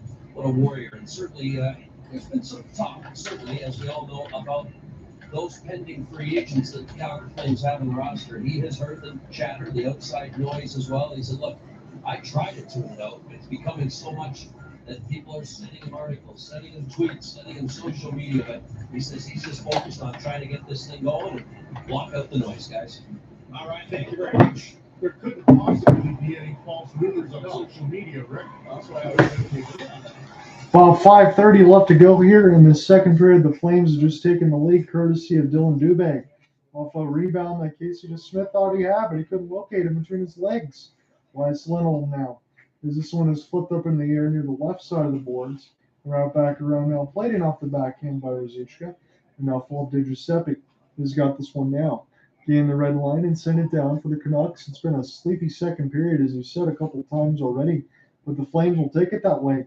And now they got the one goal of the second. Again, Vancouver can strike at any time, but this second period is when they want to throw away, unless they find something here. JT Miller play this here for Markstrom. And now Rasmus Andersson will try to get this one out. It'll go back to him nonetheless. It'll get deflected. He's still spinning in his own end, trying to find a way. This gets turned over near the right side red line high slot, and a long wrister 5-hole attempt goes wide. About 4:35 left to go in the second. Markstrom hasn't had a lot to do in this game. Stopped 13 out of 14, and Casey DeSmith 19 out of 21. Shot into the traffic. This is picked up by the Flames. They're doing a much better job in this game. Have been able to keep the net clean in front of Markstrom, except for a handful of times in that second period off of attempts that went wide. But Markstrom hasn't had to stand on his head in this game. And I know Vancouver's played off the back-to-back, but it would still surprise me if you didn't get a little bit of a surge here for the Canucks to at least get a point in this game. But the second period hasn't been that good. Backlund will fire it, and Smith will find it with the glove hand. That was right in the middle of the slot and toward the right side of the mesh. But DeSmith will snag it with the glove. 4:03 left to go in the second. Shots on goal are now 22-14. John here with you. We are in the Scotiabank Saddle Dome live from Calgary, Alberta. Solo call here for me today, and it's been a long time since I've done one of these on this side. I almost think I would forget how to do so. No Alec Nava on this side, and Cooper Hopkins has been a little bit busy on that end, so this is going to be me finishing this out. HopelessSportsGuide.wordpress.com will have the complete game story and the highlights when it's all said and done. 3:55 left to go in the second, and this will be iced against the Canucks. And we'll get a chance to do it again. So for those that are just joining on the Twitter and X space or at the YouTube side, my name is John Ott. I appreciate you listening. It is Elias Pettersson at 9:38 on the power play from JT Miller and Quinn Hughes in the first. Mackenzie Weegar from AJ Greer and Elias Lindholm, a 3-on-1, but it was set up from Dubé between the legs pass in the neutral zone. AJ Greer got the primary to send it over for Weegar, and then Dylan Dubé and a shot between the traffic that Casey DeSmith thought he had, couldn't find between his legs. And Dubé finished it off and close. As it's Huberdeau. Tanev will send this near the right side dot. He'll get it back along the boards. It'll be no Hannafin now.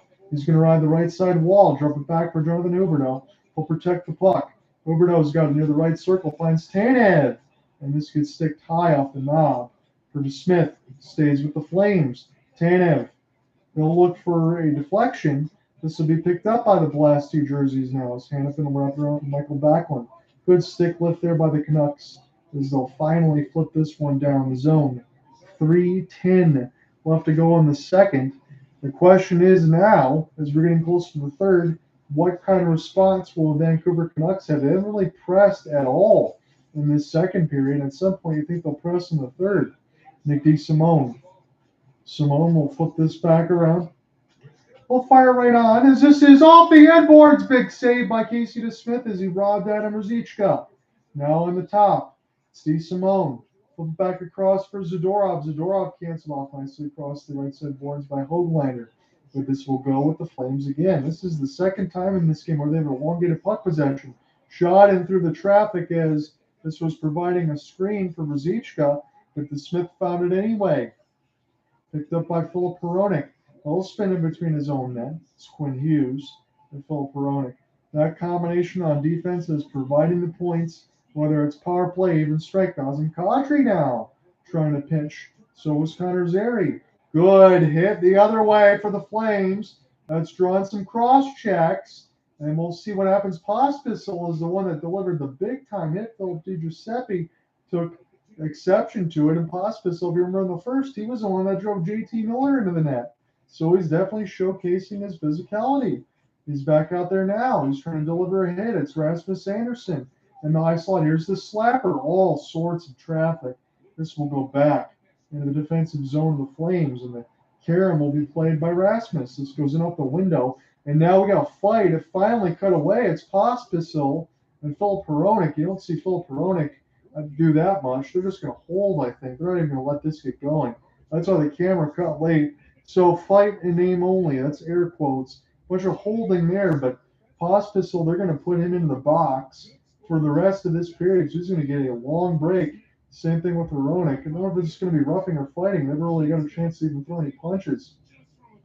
So Ruzicka, as that was played in off the end boards, he didn't get a chance to settle it down. He had to shoot it between his legs, and the Smith just got over and located the puck. I mean, he did a hell of a lot better than James Reimer did when he ducked against the Tim Stützle baseball deflection out of the air. You duck as a goalie, and he tracks it from a blind angle. So how does that work?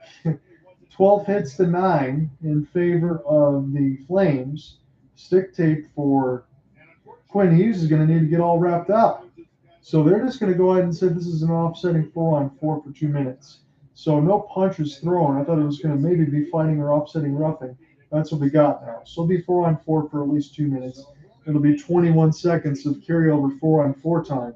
But the Flames have a 2-1 lead. Who does this favor right now? Because the Flames have had a ton of puck possession and the Vancouver Canucks need to get going. And that will favor them because there's less players on the ice. Trying to find a push here for Rick Tochet's squad. Stick lift, and the Flames will find it. It's Rasmus Andersson. He will spin and send it back here for Mackenzie Weegar.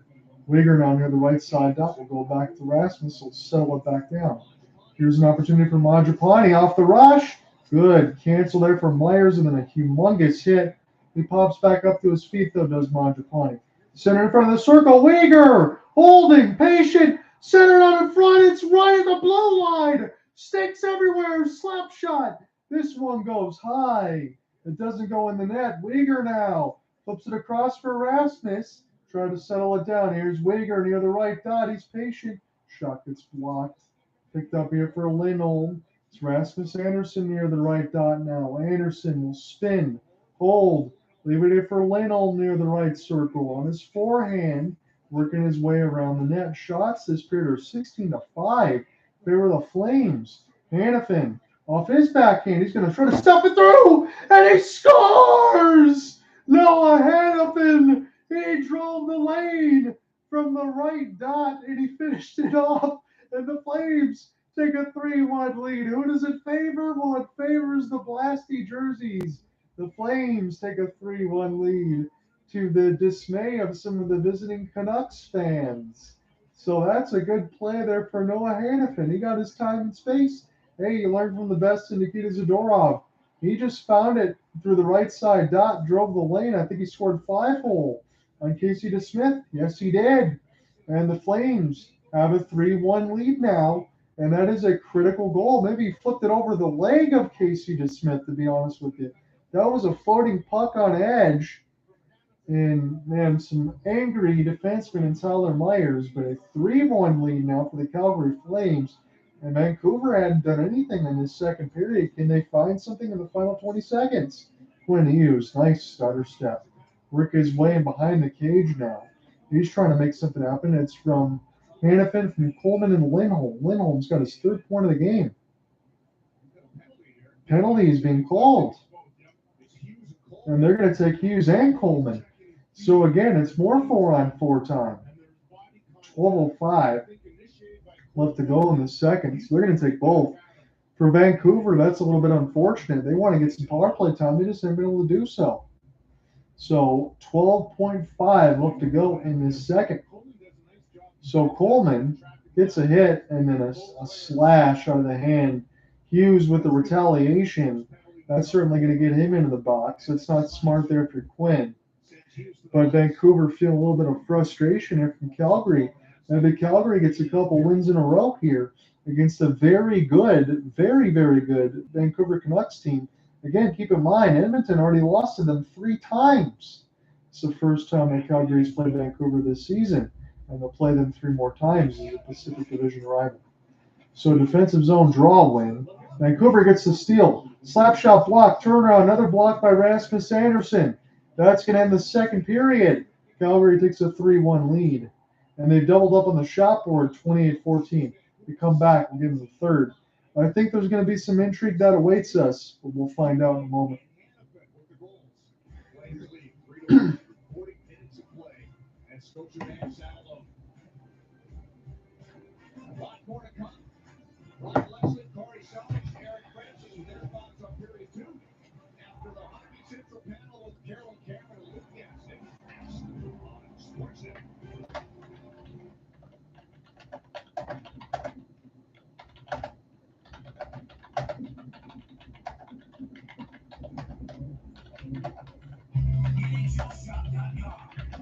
Online store of the NHL and the world's largest selection of officially licensed NHL fan gear.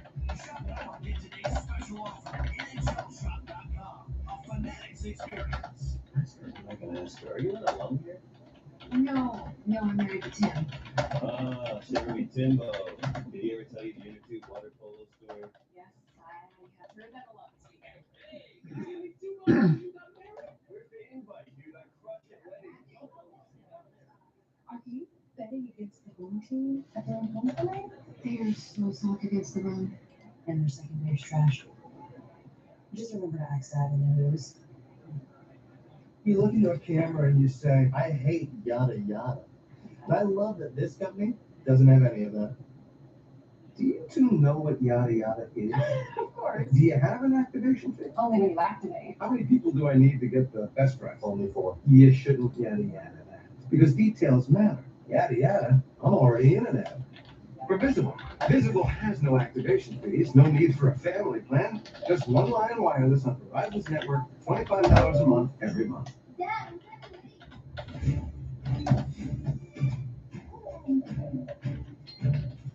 Can't stop adding stuff to your cart? Get the Bank of America customized cash rewards card. Choose the online shopping category and earn 3% cash back.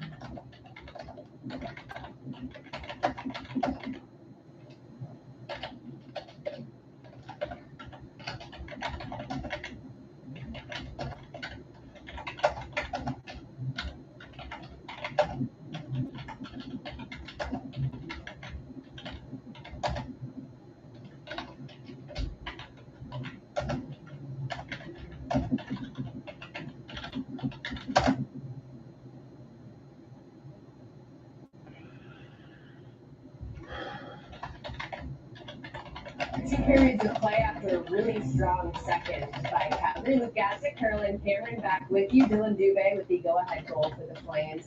And you remember him back in the day. Yeah, I had the opportunity to play with Dylan and Stockton with the Heat when he just came out of junior, fresh face rookie, sorry. Great player, even better person, always had a big smile on his face, and he plays the right way. And that shows in this role here. He gets taken down, maybe a call, but doesn't sell, doesn't stay down, goes through the net, wins inside position, doesn't wait for the whistle, gets rewarded. See again, that might be a penalty, but gets right back up, hands a stick, gets inside the defenseman here, stops in front, waits for it, doesn't hear the whistle, and says, you know what, I'm just going to put this in anyway. Like I said, fantastic kid, and he's had a heck of a career so far. Speaking of a kid, what about Pospisil, the rookie? Just his 6th NHL game, and you've been liking what you've seen through 2 periods. I really have, and he's had some really good habits. And you can't teach compete, and you can't teach things like net drive here, and that's really what I'm seeing is him really making a point of driving the net hard. And he's winning battles as well. Here's a battle that he wins in the offensive zone that they end up getting 10, 15 seconds more of offensive zone time just strictly because he wins a battle in the corner getting first touch. But going back to the drive, this is what I love. Driving the net, throwing Miller right inside, and that's just a little one here. He stops in front. But those are things that coaches really like. And here, you know, taking a run at the captain and doesn't exactly drop the gloves and get in the fight, but sticking up for himself. I really like the habit. You keep playing that way, he's going to get rewarded. That goes for the whole Flames team. They outshot the Canucks 17-5 in that second period. Let's take you through some highlights, beginning with the Islanders taking on the Kraken in first period, New York power play. Anders Lee, first goal in 11 games. That's a sweet spot, though. He loves that net front. I was on the back-to-back here. Yeah. After losing to Vancouver in overtime last night, there's Matty Beniers. Want to see him get going. Second of the year, we're tied at 1, and then still in the first Kraken power play, Alex Lindbergh. Yeah, Lindbergh started to heat up as well. Kraken getting more scoring. It's good to see. Lightning taking on the Chicago Blackhawks. Third period, Chicago down 1. Jason Dickinson, 2. Corey Perry. Corey Perry tapped in. Absolutely got your play again. Stopping in front of the net. Just going to conserve the pipes here a little bit, but I will give you the second period intermission goals, the ones that we did not cover. Any other ones and updates? Again, the Senators beat the Red Wings 5-4. That one's in Sweden, and part of the Global Series. Red Wings will play the Maple Leafs tomorrow. The other ones will play the Wild on the outside for the Sens. Those other 2 names in action. Lightning Blackhawks. That one is currently final. The Lightning come back. They scored 2 more in the third. They win 4-2. We'll go ahead and give you the update because I didn't do that officially just yet as it just ended. So Corey Perry and Lucas Reichel. Corey Perry with his 4th from Jason Dickerson and Boris Kachuk. Victor Hedman and Brandon Hagel get the goals in the third period at 1:53 and 19:11 respectively. Mikhail Sergachev and Brandon Point scored in the second period at 9:01 and 4:40. Peter Mrazek takes a loss, stops 26 out of 29. Jonas Johansson only had to stop 13 shots, 13 out of 15. So Tampa pretty much overpowered Chicago, and they looked good. They needed to start to look good because they're still 7-6-4 on the season. Blues and Sharks are underway. Sharks are on the board first at the SAP Center. Blues have been hot as a firecracker of late. We'll see what the goal is. Mike Hoffman with his second, former Canadian. Nico Sturm and Philip Zadina. Zadina gets his first assist. Capo Kakinen hasn't had to make a save yet in over 8 minutes of action. And Hofer on the other side, Joel Hofer, wants to improve to 4-1 on the season. He's given up 4 out of 5 for the Blues. Now for limited time, get a free Samsung Galaxy A13 5G Switch. Only And in the first at Clement Pledge Arena, Seattle Kraken hold a 2-1 lead over the Islanders. Islanders just played Vancouver Canucks yesterday, and they lost. They want to try to avoid losing back-to-back games and back-to-back days. Anders Lee opened the scoring on the power play from Bo Horvat and Brock Nelson, but all these goals have been power play goals. Matty Beniers gets on the board at 9:54 from Vince Dunn and Kaori Yamamoto. And Alex Winberg, 18-29 in the first on the power play as well from Oliver Bjorkstrand and Jordan Eberle. So Eberle, ever since that deep skate cut in the part of the leg, he's back. Philip Grubauer stopped 5 out of 6 in the first, and Simeon Varlamov 14 out of 16. So the Kraken certainly applying the pressure in that first. They have a 2-1 lead. Our coverage is 3-1. Flames have the lead now. They got 2 in that second period. Again, you mentioned Dylan Dubé off the rebound. The fall was caught underneath the legs of Casey DeSmith, but wasn't. Rasmus Anderson and Lindholm get the assists, and then Noah Hannafin drives from the right side blue line and the right side dot and just lifts past the left pad of DeSmith. Hannafin from Coleman and Lindholm. Lindholm has 3 assists in this game. And the other finals here for you. It is 3-2. Coyotes beat the Blue Jackets, improved to 8-6-2. Devils all over the Penguins. They score a couple in the third, 8-6-1. They improved. Golden Knights, they win a wild game against the Canadiens, 6-5. They're 13-3-1 on the year. And any other finals? We mentioned the Red Wings and the Sens. Sens win 5-4. They were up 4-0. Had to settle for an overtime win by Stützle as James Reimer dug out of the way of the baseball swing. I couldn't believe that. And the LA Kings, your only other in-progress game, they might be the one I catch once this one is done, assuming my ESPN subscription doesn't run out at that time. Kevin Fiala, former member of the Minnesota Wild, and Philip Dano and Trevor Moore had 120. Cam Talbot, 1 out of 1, and Sergei Bobrovsky, Big Bob, stopped 4 out of 5, as the LA Kings currently on a power play with 11:04 in the first. I will be right back, and then we'll call third period. One of the hottest teams in the National Hockey League, one of the very best high-powered offensive team in check. How have they done so? Well, first and foremost, spoken by a defenseman. The best way to keep the puck out of your own end is to have a great forecheck. You know, if the Calgary Flames continue to do this to the Vancouver Canucks, pursue pucks down in their end, that will be number one. The second thing is they've got sacrifice. You see here on the screen, McKenzie Weaver go off the shot, Chris Stanley getting his fingers in the road with this one. That's another thing that they've done really well tonight. But the biggest thing for me that this team has really excelled at is just puck pursuit all over the ice. They've come back this 5 in their own zone. They've made it difficult on the Vancouver Canucks. They've been smothering, and they know that their opponent is tired. You can start to sense it halfway through that period that this team is low on gas, and they stepped on the gas. And now they've got to come out in the third period and continue to do exactly the same. They look committed, don't they? No, committed, and you know, so far it's been 40 minutes, and Brian Huska spoke this morning about what do the Vancouver Canucks do best? Well, they're relentless. They're always on you. You don't have any time or space. The Flames knew that was coming. They're prepared for it, and they kind of dished it back. I feel like they're giving them a taste of their own medicine. 17-5 for the shots on goal in that period. They dictated most of the play. Zizka got robbed on one play, hit the post on another. Like, the Calgary Flames have been the better team. And yes, I know it's the second night in a row for the Canucks. The Calgary Flames are hanging top. They're the best team in the West right now. That's got to be good for their Canucks. They win tonight.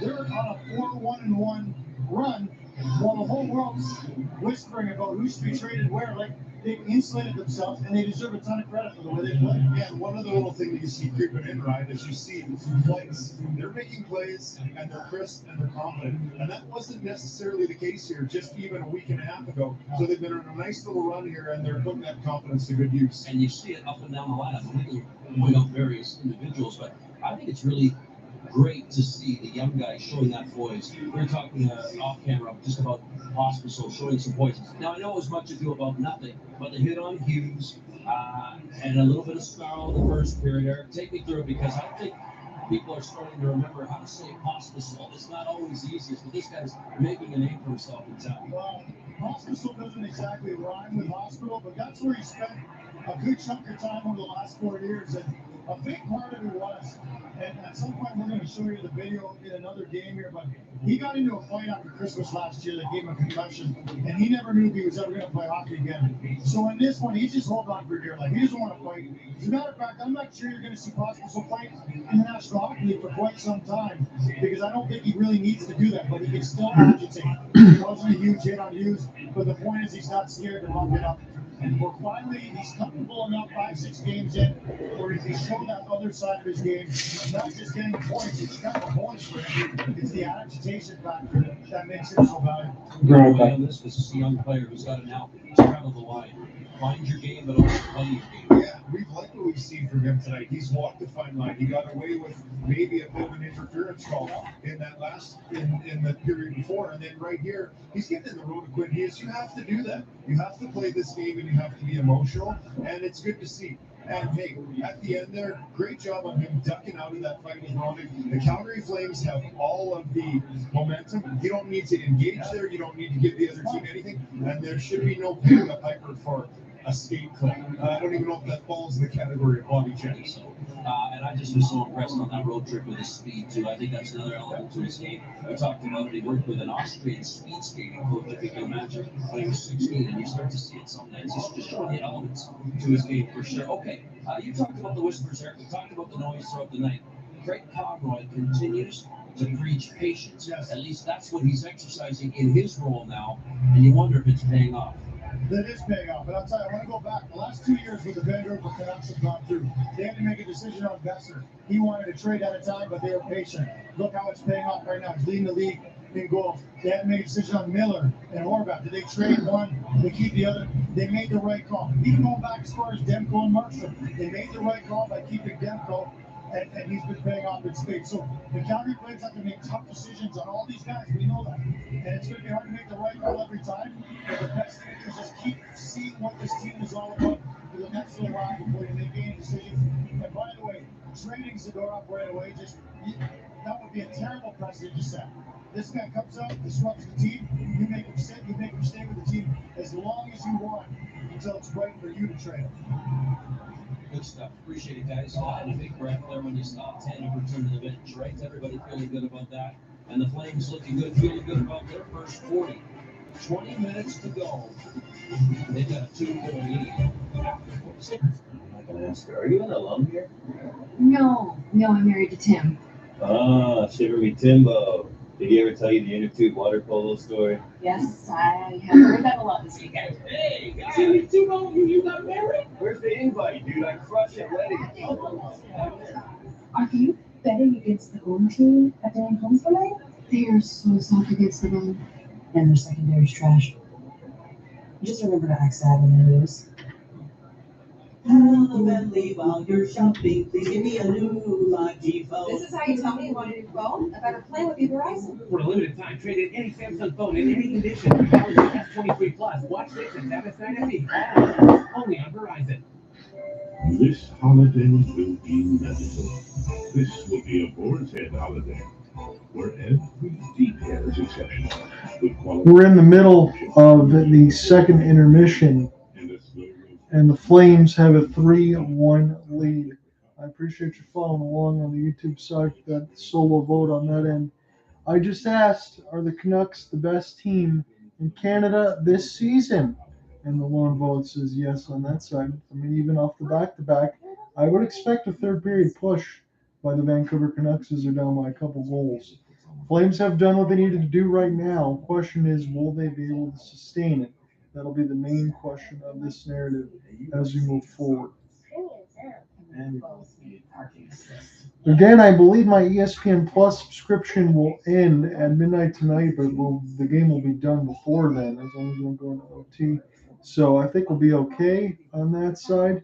And then what I might do is I'll do some local assignments here for maybe Tuesday, Wednesday, something like that before Thanksgiving. And then if there is some sort of Black Friday sale for ESPN Plus on that end, I'll probably snag it on that end because I'm going to grab it nonetheless. It's just whether or not I can save $20 if I wait an extra few days or whatever else. But if not, we'll get that, and then everything after Thanksgiving, when all those plans die down, and after a couple of the games with the Waterford Sharks this weekend, we'll be good to go to cover everything else on the YouTube side. So I wanted to make sure to give you a Monday, Tuesday, Thursday on this end because I have a couple assignments to do for the Sharks and the Kalkaska Battlers here locally on Saturday and Sunday. I don't know if we're going to get both games as far as the official broadcast, but I definitely will have a Saturday game on that side. So it should be a lot of fun.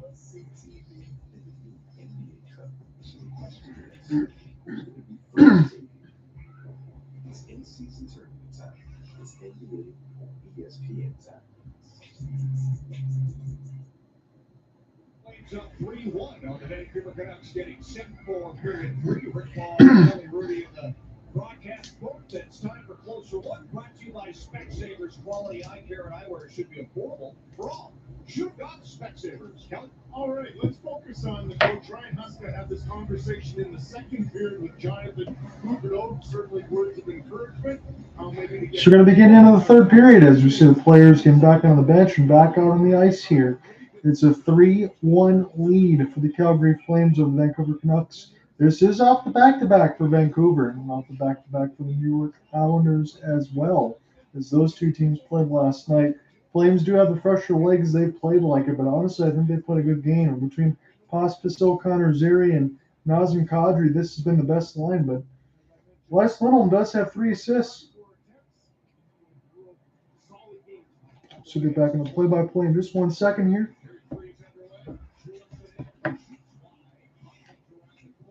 So Niels Juleson shoots it wide, and this will be an opportunity here for Noah Hannafin. So 4-on-4 is going to be about, for 2 more seconds, about 19:35 left to go in this third draw. I'm your play-by-play man here today.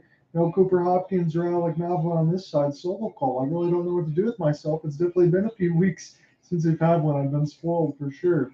Back one off the drop pass. This could be a 3-on-2. Connor Garland will slow up. Get this near the right side down for Dakota Joshua. And this will be caught right into the breadbasket of Jacob Markstrom. He holds on with the glove hand. We get a stop with 19-17 on the third. So 15 shots on goal for Vancouver, 28 for the Flames. Again, they outshot the Vancouver Canucks pretty good in that second period. I'll pull this up on the side of the notes and pull up here on that end because it was 17-5 in that period. Vancouver in the second got outshot by the Flames. Did not really expect that. Face-off win. Here's a big slap shot, and Markstrom closes the 5-hole. Filip Hronek shot that one at 91 miles an hour. So here for Rick Tocchet's squad, I guess the immediate opportunity is to shoot first and ask questions later. They didn't really get a lot of that done in the second period as they gave up 2 goals. They had a 1-0 lead before the Flames tied it and then scored 3 unanswered. We'll see if that continues. Kenzie Weegar now. Try to get this one out as it's just played off the back skate. And now the Canucks can't touch this up the delayed offsides. It'll be Weegar. Will spin. We'll have to check back up as he's going to go for Igor Sharankovic. Wide open cross pass. Tried to cut in between the legs. Just one of the Flames and got knocked away. I think that was Jonathan Huberdeau that lost it. 18:45 left to go in the third. As it's Mackenzie Weegar right down the middle for Kadri off the sauce. And this will be sent back for Nikita Zadorov. We'll take a look at it, but the clear goes all the way down to Casey DeSmith. Connor Zary will slow down Zadorov. Big slap shot. And this is put out by the stick of Casey DeSmith as he'll brush it aside. And across the red now for Nikita Zadorov. Played in off the back pass. And number 16's got it now. Getting across the blue, but he iced it. Didn't gain the red there. And Vancouver has got an offensive zone draw coming.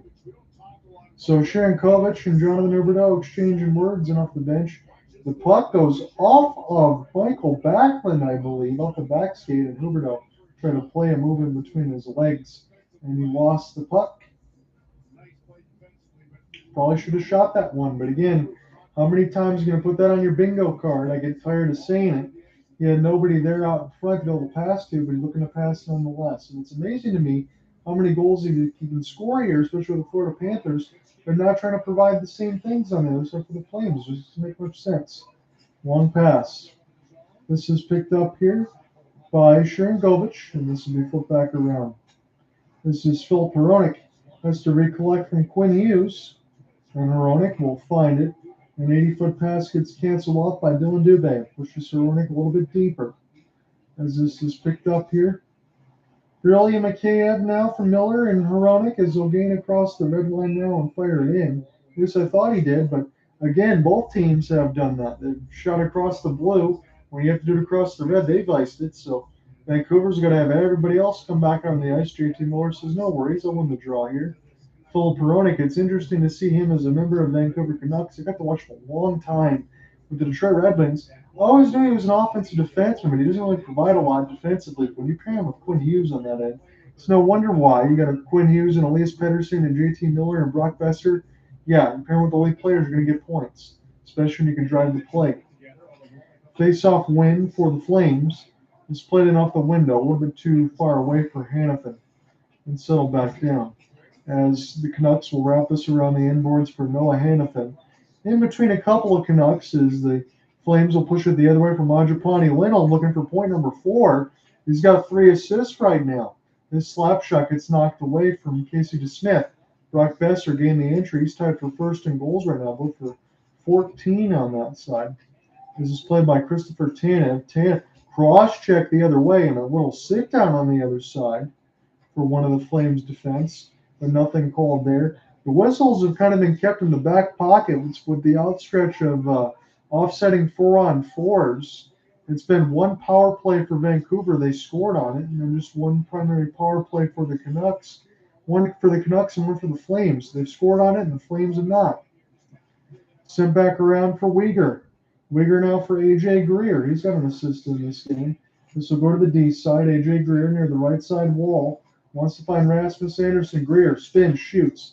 And this one goes off the leg. Casey DeSmith. Uyghur will drive the left side of the boards, and this is picked up now by the Flames as they'll spin this back around. Dakota Joshua. Settle it back down for Sam Lafferty. There's Carlson, the birthday boy, making his NHL debut on his birthday nonetheless. So I'll fire this one in as the Canucks will take a change. Flip back in now for Noah Hanifin. And Myers will have it in his own end. He'll look to go left to right as Vancouver's in the road Orca jerseys with the white on the top of the green striping and the blue pants, and the Calgary Flames in the black blast uniforms as Blake Coleman tries to find this in between a couple of lights, and Calgary will fire this in. It's worked out well for them right now, but they've iced it. 15:48 as this goes up and on a play. 30 shots to 17, but I'm going to say they keep continuing to kill time, the Calgary Flames, and they're going to want to be able to do so against the Canucks. I don't care if this is off the back-to-back or not for the Canucks. On this side, they would be just 12-4-1 if they lose. The Flames would improve to 6-8-2 and 4-1-1 in their last 6, I believe. They get this one. So it's definitely been rounded back into form. And when you insert Connor Zary and Martin Pospisil on the other side, I think there's no mistake about it. They've been able to provide some good efforts here on that second line. That's who's out there right now is Pospisil. Zary trying to make something happen as it goes back to Martin. Zary set it in for Kadri. And this goes off the right hand of Casey DeSmith, right in the middle of the slot. Now Kadri absolutely dumps one of the Vancouver Canucks as no call was put on the other way. It put the Calgary Flames fans to their feet. About 15:05 left to go in the third. John, are with you? From the Scotiabank Settle Dome in Calgary, Alberta. It's a solo call I heard from me today. I haven't had a lot of these lately. There's JT Miller and Brock Boeser. We'll spin this one back around. Start again. It'll be an opportunity for Tyler Myers in the third line defense there for Friedman. Flip back down the ice for Christopher Tanev. Tanev now, as the Flames got a 31-17 shot advantage. Wide open to the right side as Lindholm will spin back nonetheless, and they'll send this back around the inboards. Couple active stick checks there. Mangiapane trying to get this one loose, and a good backhanded play in the neutral zone by Boeser. Picked up by Quinn Hughes. Drop for Boeser. Boeser. He stutter steps for a moment. He loses the puck to Elias Lindholm. 5+ goals for the Vancouver Canucks in a recent stretch, I believe, over the last 8 games. This is a bouncing puck. This will be intercepted by the Flames. They'll get more time. Blake Coleman now in behind the office of Casey DeSmith. Coleman, send this back around. Huberdeau scores! He shoots, he scores, finally! Gets something that feels good, in close, and he gets mobbed by his teammates. They want to see him shoot this puck. Coleman was able to get the interception after it bounced off of DeSmith, and Jonathan Huberdeau gets the goal, and the Flames take a 4-1 lead. Man, that's got to feel good for the former Florida Panther. As it was intercepted, Coleman got the first. Coleman gets it blocked, tries to pick it back up, a stick lift over Hronek. Huberdeau in tight lifts it over the shoulder of Casey DeSmith. You can't tell me that that's not a goal scorer's goal. Why don't we see more of it there? He lifts it in tight over the bar, past Casey to Smith, and it's 4-1, courtesy of Jonathan Huberdeau. So 13:55 left to go in the third, and the Flames have a 3-goal lead. This is something that has got to bring a smile to a ton of Flames fans because, man, it's not only Jonathan Huberdeau scoring, but a 3-goal lead against the Canucks off a back-to-backer now. We go to break, 13:54 left. No, I'm married to Tim. Ah, Shivery Timbo. Did he ever tell you the inner tube water polo story? Yes, I have heard that a lot this weekend. Hey, Shivery Timbo, you got married. Where's the invite? You got crushed at wedding. Are you betting against the home team at their own homes tonight? They are so soft against the run. And their secondary is trash. Just really relax out in the news. Total by Verizon is wireless that goes all in for you. That means unlimited data, powered by Verizon, priced by us for just $25 a month. No contracts, no credit checks. Sounds pretty hard to beat when all in is all in. So we added Disney Plus Premium on us. So rides are a little more because it can't be total unless it's all in. Total by Verizon. Now, for a limited time, get a free Samsung Galaxy A13 5G when you switch. Only at Total by Verizon. One day you might wake up and think, hear your friend ask, Want to try this place? and you say, you know what? Let's try this 50 set. No sticky for a year. When you realize you've never seen a Broadway show, so maybe you'll treat your parents. When you say, I'm going to go to Daytona, nope, I'm going to go to the Caribbean. It isn't the famous theme, and it's almost too beautiful to post. Almost. With Amex, it's never a question of if you're going to level up. It's when. With the fourth goal for the Flames and an important one at that. Just incredible work down low. And watch Huberdeau go high short. Again, we come back in from the commercial break at 5:53 of the third period. Jonathan Huberdeau gets his third of the year from Mikael Backlund, and that has got to feel good for the Flames. So again, Huberdeau from Backlund at 5:53 as we just come back from the break in the third. 13:54 left to go in this game, and that has got to feel good for Jonathan Huberdeau. Again, Coleman was the first to force the steal. Backlund picks it up, and in the left side red line, Huberdeau just lifts it over the shoulder to Smith and top the crossbar and in.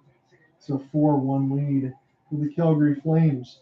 AJ Greer off the drop pass now. As this is picked up, Greer will go ahead and recollect this thing from Nikita Zadorov. 13:35 left to go in this third. Again, a convincing win for the Calgary Flames against the best team in the West. Even off the back-to-back, this would certainly be a head-scratcher for some. Hanifin gets his slap shot blocked. Turnaround chance to Smith will touch it with the right pad.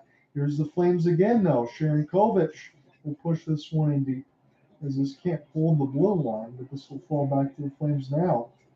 So go Flames go chant right now at Scotiabank Saddle Dome and everybody that's been following along. And I imagine it's going to be a sold-out crowd because you got Vancouver fans in attendance too in this all-Canadian affair. Got to be happy with what they're seeing right now from this team. And again, Cooper and Alec and all of us, we talked about, panic scale between 1 and 10 as the play goes off sides from Hanifin, that nothing would be 10 for the Calgary Flames despite the poor start because you knew that there were some pieces and some things in transition. Well, you insert Pospisil, you insert Connor Zary, you go ahead and you get the young coaching staff. You got Ryan Huska, the first-year head coach. You have Craig Conray, so I'm going to go ahead and put some of this young talent in and infuse them and see what they got. And then Jacob Pelche comes back in the January side from the shoulder injury. And this team could be 4-1-1 in their last 6. I mean, they've looked good. And you got Jacob Markstrom, who's done enough on that side. I mean, this team, he hasn't really been tested, but he's been much better than he was last year. And it's not full-scale panic, but you want to make sure that you have guys like Mackenzie Weegar, Jonathan Huberdeau, and Nazem Kadri with about 7 more years left to go after all of this that continue to provide the pressure and get things done. This is sent right out in front of him. Markstrom gets a piece of it. And under the left side dot, nobody home. And this will fall all the way back. Markstrom might have got a shoulder on the puck. I'm not even sure who let that one go on the previous side. But this will be picked up by the Canucks in their own end, and they'll look to start left to right. Gets intercepted there by Mangiapane. The flip back in for Casey DeSmith as he'll shovel this back around the inboards. Picked up now. Filip Hronek will send this one ahead. As it'll be JT Miller shoves one of the Flames aside as they'll gain the entry. And Vancouver hasn't had the energy in this game, no doubt about it. Off the back-to-back again, it's a little bit understandable, but the Flames haven't been world beaters, even though they play better late. The Canucks have looked like world beaters. Sam Lafferty has it now. Off the backhand for Filip Hronek. Send the cross pass near the right side dot as it gets knocked away from Miller. Fan on it by Mikheyev. Mikheyev now will find it for Miller. Crisscross. This shot goes wide. Sent all the way back down the inboards again. So the clock is definitely running against the Vancouver Canucks right now. With 11:10 left to go in the third. I'm John Ott, your play-by-play man at the Scotiabank Saddledome in Calgary, Alberta. It's an all-Canadian affair here on Sportsnet. TELUS Flames Hockey. That's what we got right now on ESPN+. It's picked up here for Backlund. He's got a primary assist from the Huberdeau goal. Sent out for Zadorov. Zadorov now near the left circle. Backlund, the newly minted captaincy. So there for the traffic. It goes softly off the stick of Casey DeSmith as it's Backlund behind the cage now. Flames have had a lot of this puck possession. They've been able to do pretty much whatever the hell they want to in this game. And it's been nice to see. It's been a little refreshing on this side. He's considering we covered a lot of games. I haven't covered a ton of these solo, but still, we covered the Flames a lot. As it's sent back around now. Huberdeau almost loses it, tries to stay to his feet. And this will be in across the red line now. Up a couple of changes. Huberdeau gets away with a little bit of a shove to the back. It's Nikita Zadorov. It was almost halfway through this third period. It's a 4-1 lead for the Calgary Flames. As it's Ruzicka, who's in across the red line now. Lafferty a little bit too strong off the skate. It's delayed offside. We'll watch Jacob Markstrom play this at the halfway point. Here's a dump in here for Sam Lafferty. And off the rush for Rick Tocchet. Squad Tippett scores! Meyer might have let it go off the cross pass, but Niels Hoglander makes it 4-2. And we have a game again with 9:54 left to go in this third. So Niels Hoglander gets the tip in front. It was as simple and easy as you like for the Canucks, trying to find some traffic out in front and get a shot on it. And that was as simple as you like. Some good puck possession as Sam Lafferty drove the left side of the wall, leaves it here for Myers. This gets tipped from Myers, and Hoglander plays it beautifully. Tips Myers' shot way past Markstrom. No chance. Again, DeSimone might have been screening Markstrom nonetheless. No chance for Markstrom to make that save. As it's now 4-2. That's a gorgeous goal. So all systems go here for the Vancouver Canucks. They get one off the tip, and we will see what happens the rest of this game. Kadri! Here's a bid. Rebound opportunity on the doorstep as this goes near the right side down for Tanev. And now Noah Hannafin. Hannafin will take his time. He'll look for the deflection. Pospisil was there. Zary, nice diving play. Gets it now. And what's the call going to be? A cross check. Is this going to go against Nazem Kadri? That would be absolutely huge because Vancouver has just scored. And now Calgary looks to be going to the box. And this could really get interesting. Come back in from the break. Canucks in a power play.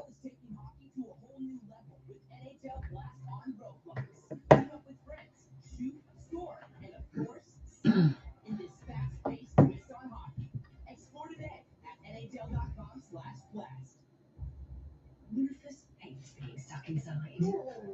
Luckily, ABC big at Amazon.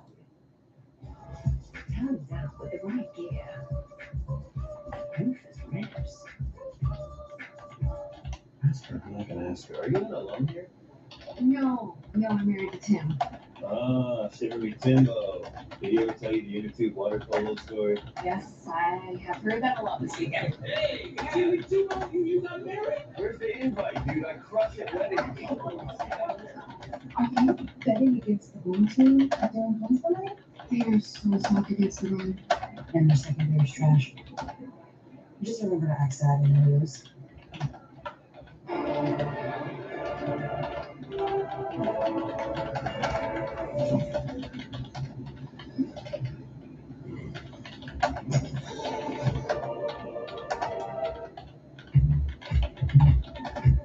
For everyone who's endured the bad scene, finally, sweet redemption. The Lexus TX.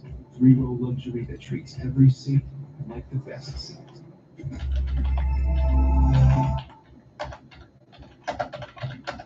So 2 minutes for interference. You don't see this very often, Rick, but this certainly is a penalty.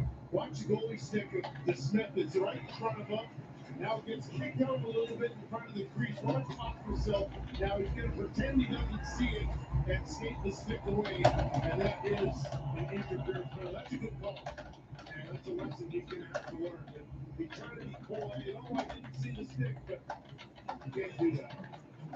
So the Canucks are 1 for 1 on power play. The chance to cut the lead with the big kill for the Flames here. What a beauty that was, right?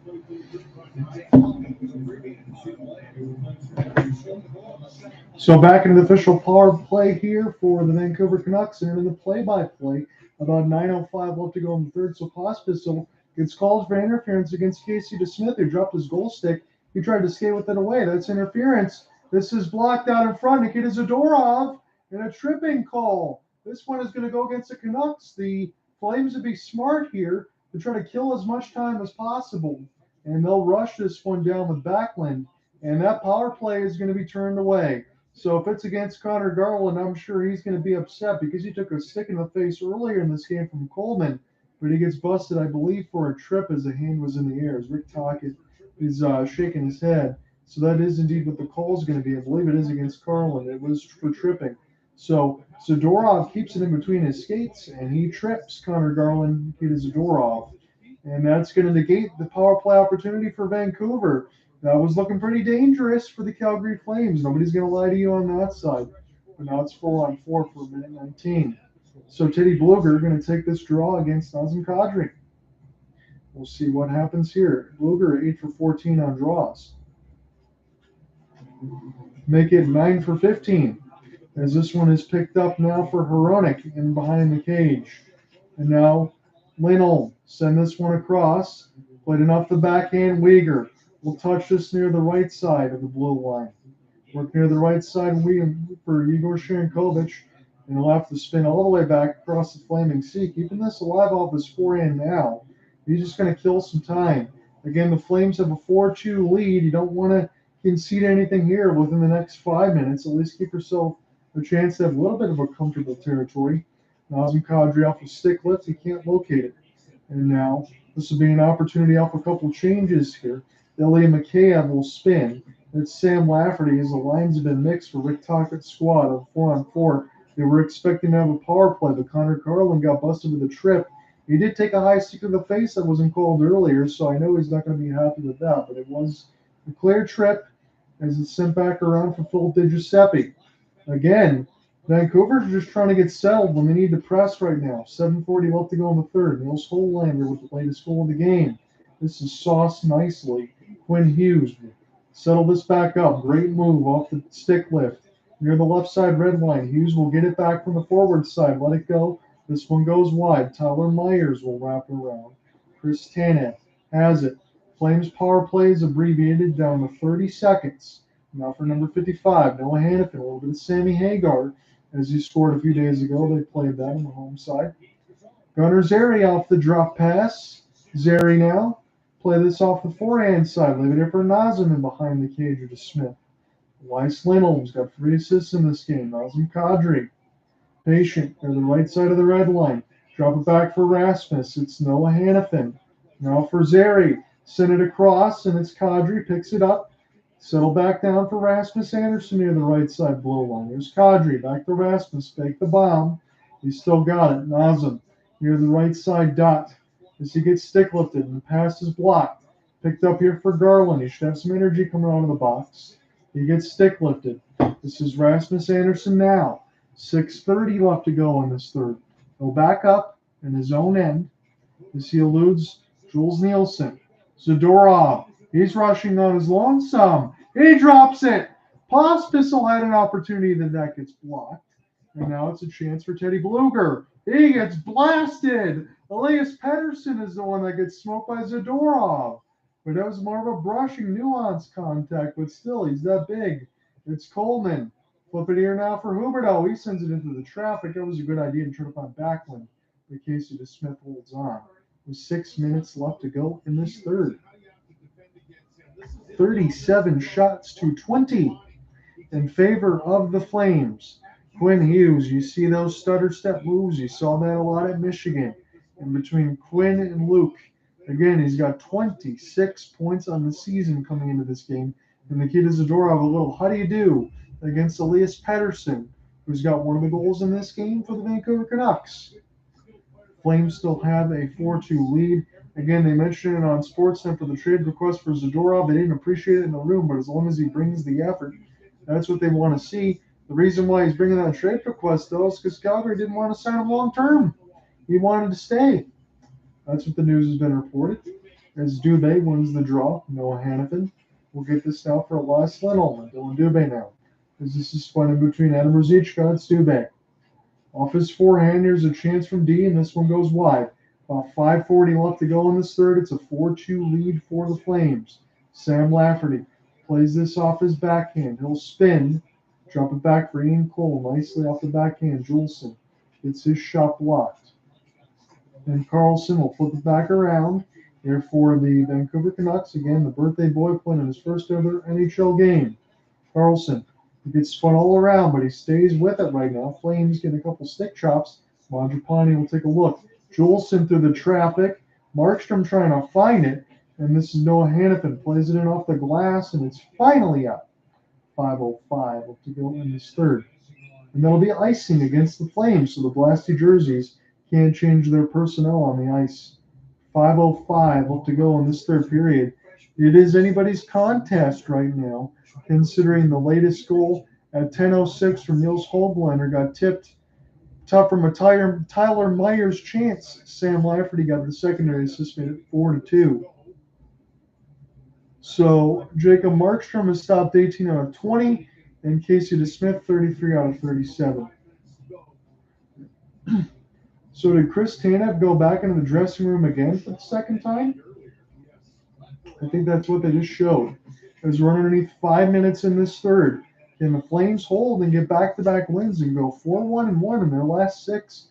That would be a hell of an effort here, considering the Vancouver Canucks are the best in the West. Mangiapane up the 1-on-2. Mangiapane might be gone. He gets a left-handed chance that goes off the pad of Casey DeSmith.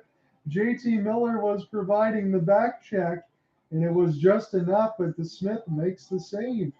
As a delayed offside will be called. Oh, wow. The Vancouver Canucks in their own end check back up in Quinn Hughes. And toward the right-hand side, good stick chop there for JT Miller. Push it ahead for Mackenzie Weegar. 4:20 left to go here in this third, as it's Jonathan Huberdeau. And to the right side, Wendell Lewis intentionally wide for Blake Coleman and off the window, as the Flames will be the first to get to it. They got into a lot of loose pucks today, the Flames, and they played a pretty good game. I understand Vancouver off the back-to-back, but still, that's been good effort here by the Flames in this game. You would love to see more of that. It's winning hockey right now, to be honest with you. 38 shots on goal to 20 for Vancouver. And again, Vancouver has been pretty much dominating everybody. As the shot goes in the catching glove to Smith. Hold on. 3:51 left to go in the third. One last TV timeout I believe we're going to have. Mangiapane was a 1-on-1. JT Miller just did enough in Casey DeSmith slid over. 3:51 left.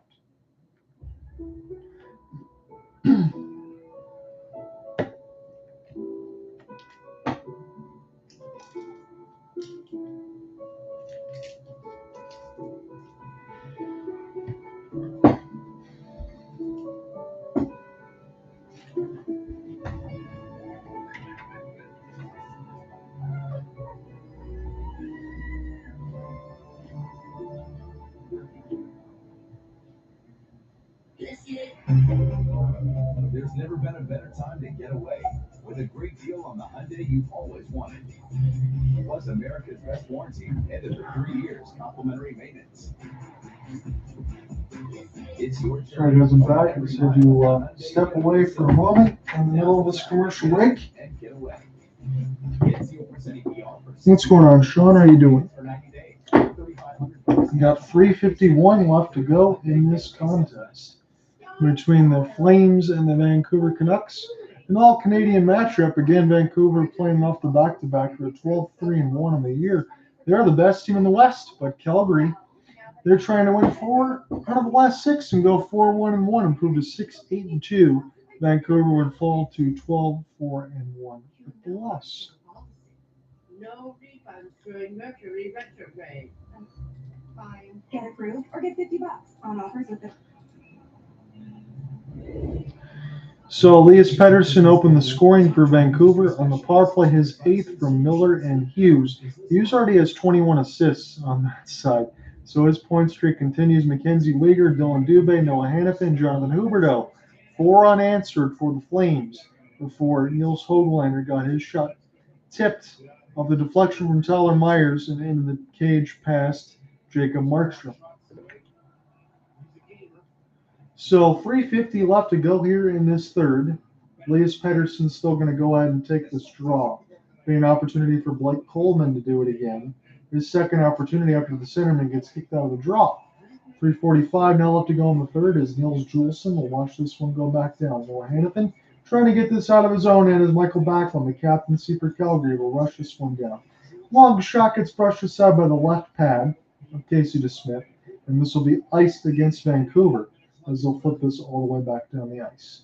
39 shots on goal for Calgary, just 20 for Vancouver as Rick Tochet's squad looks on. They haven't lost very often on this side, but again, if you remember the start of the year, Edmonton Oilers, we talked about that in free fall mode between Connor McDavid and Leon Draisaitl. Vancouver's already beat Edmonton 3 times. Again, you meet 4 times if you're a division rival. This is the first meeting between Calgary and Vancouver, off a back-to-back or not, even though Vancouver won yesterday against the New York Islanders in overtime. This is still going to be an impressive result for Calgary nonetheless. 3:15 left to go in this third. Rasmus Andersson turns it over. Connor Garland, this shot gets blocked. And the Flames got to make sure that they can avoid any sort of interaction with this press from Vancouver. Try to keep this a 2-goal lead as much as possible because Vancouver can definitely get one more of these. That second period, though, they got completely outplayed. They were outshot 17-5, and they gave up 2 unanswered goals in that second as Calgary took a 3-1 lead into the second intermission dressing room, but it's 4-2 now. Turnover now. As this is Calgary out in front, Huberdeau near the left side. Donald fired at the net, but this is picked up. And spun back around for Brock Boeser as the cage is empty for Casey DeSmith. This is the last breath time here for the Vancouver Canucks. With 2:25 left to go in the third. They're going to try to go for this thing here. Being outshot 38-20, they're down 2 goals. Nikita Zadorov will play this back in his own end, and Tanner will filter it back down the ice and make Vancouver start again. Quinn Hughes try to get this across the flaming sea. He will fire this back around the end boards now. Nikita Zadorov finishes his check, but it's Brock Boeser and behind the cage. It's 6-on-5 now. The net is empty. Casey DeSmith is out. Vancouver needs a couple goals just to tie it. Pettersson, pass goes too far. This will go with the Flames right at center ice, and they'll put it into the empty net, and they'll get 2 points into this game. 5-2 lead, and Elias Lindholm is going to get another point. We'll see who the empty net's going to go to, but again, 4 points at least for Elias Lindholm. He will get the goal. He's got a goal and 3 assists in this game. He has been absolutely money, and we will go ahead and see. Again, they just showed Huberdeau, but I think it's going to be Lindholm nonetheless. He will get at least a point. And this is shot all the way down in the empty net. I still didn't get a clear look at it, to be honest with you. Yeah, it is Elias Lindholm. So Huberdeau is going to get an assist. Elias Lindholm has a goal and 3 assists. And that will put this game to bed for the Calgary Flames. This is a huge 2 points against the best team in the Western Conference. Again, for Vancouver, they're only a point away from having the best record in the NHL. As this is played in off the left side skate. Connor Zary now. We'll slap this one across for Noah Hannafin and sent back down the ice high and off the inboards up and on a play. But we'll do this again. We got 90 seconds left to go in this third period. When it's all said and done, hopefulsportsguide.wordpress.com. We will give you the game story and the play-by-play and everything else that's left alongside the highlights. I know Cooper Hopkins is going to be a happy man. Anyone in the Flames Nation side of it should feel pretty good. This was a dominant game for the Calgary Flames. Make no mistake about it. They played very well in this contest, and they got the job done. So final 90 seconds as Elias Lindholm gets his third of the season. Huberdeau gets another assist. So Huberdeau's had a good game in this one, even though there's some shots I thought he still could have had. At least he got one and he got an assist. He found a way to get himself on the score sheet and also find himself to be a narrative like he always is. What else is new on that side? 105 left to go here in this third. This will be dropped by Teddy Bluger. Trying to get wrapped around the inboards now with a minute left to go here. This will be recollected for the Flames. They'll start again in their own end. And as Casey DeSmith is back in, we'll go ahead and play it around the inboards now. All that's left is academic. It's a huge win for the Calgary Flames. They're up 5-2 right now with 40 seconds left to go in this third. Who would have saw this result coming? Teddy Bluger, Jolson shoot this back to the traffic. This could be a rush. And they're going to call this maybe a hand pass against A.J. Greer on that side with 34.5 left to go in this game. That's kind of a shame. I would have liked to see A.J. Greer up the rush, try to get something happening here. But he's had a good game as well. So again, for anyone that joined in between the Twitter space and the YouTube side, we didn't have a whole hell of a lot today. But I appreciate you following along nonetheless. It's a 5-2 scoreline, and it looks like that's going to end that way. Calgary Flames going to take this one. They're going to take a big 2 points at home. Again, they had 10 of the first 15 on the road. They finally get some home cooking, and they do it against a really good Vancouver Canucks team. As a couple hits, try to get eluded there. Calgary wants to make sure that they can get out of here, keeping things clean, but maybe not. There is some pushing and shoving with 20 seconds left to go. A little bit of a stink face there from a couple of these gloves. As A.J. Greer was taking a couple shots. So A.J. Greer can be the grit and sandpaper kind of guy. I don't think he'd be the one that you would want to mess with. Again, no Milan Lucic, as he's a member of the Boston Bruins. Again, he's still nursing an injury.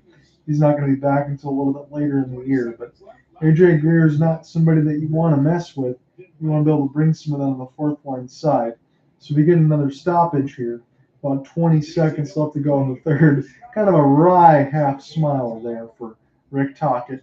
Looking pretty clean on the back end side of it. Again, I didn't really expect. I knew that there was going to be some wins that he would get toward the end of the year. I didn't expect him to be able to bring all of this back to where Vancouver would be this good.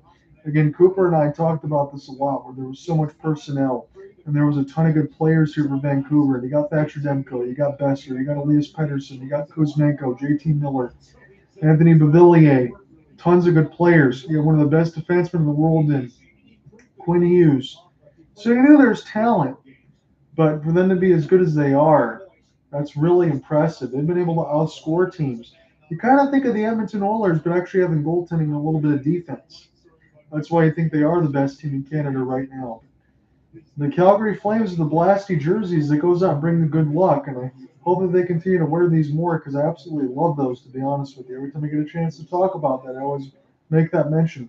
Friedman, as this bounces in between the legs of Markstrom, turned over, but going to run out of time are the Vancouver Canucks. They're going to move this around. 2 seconds left off the backhand.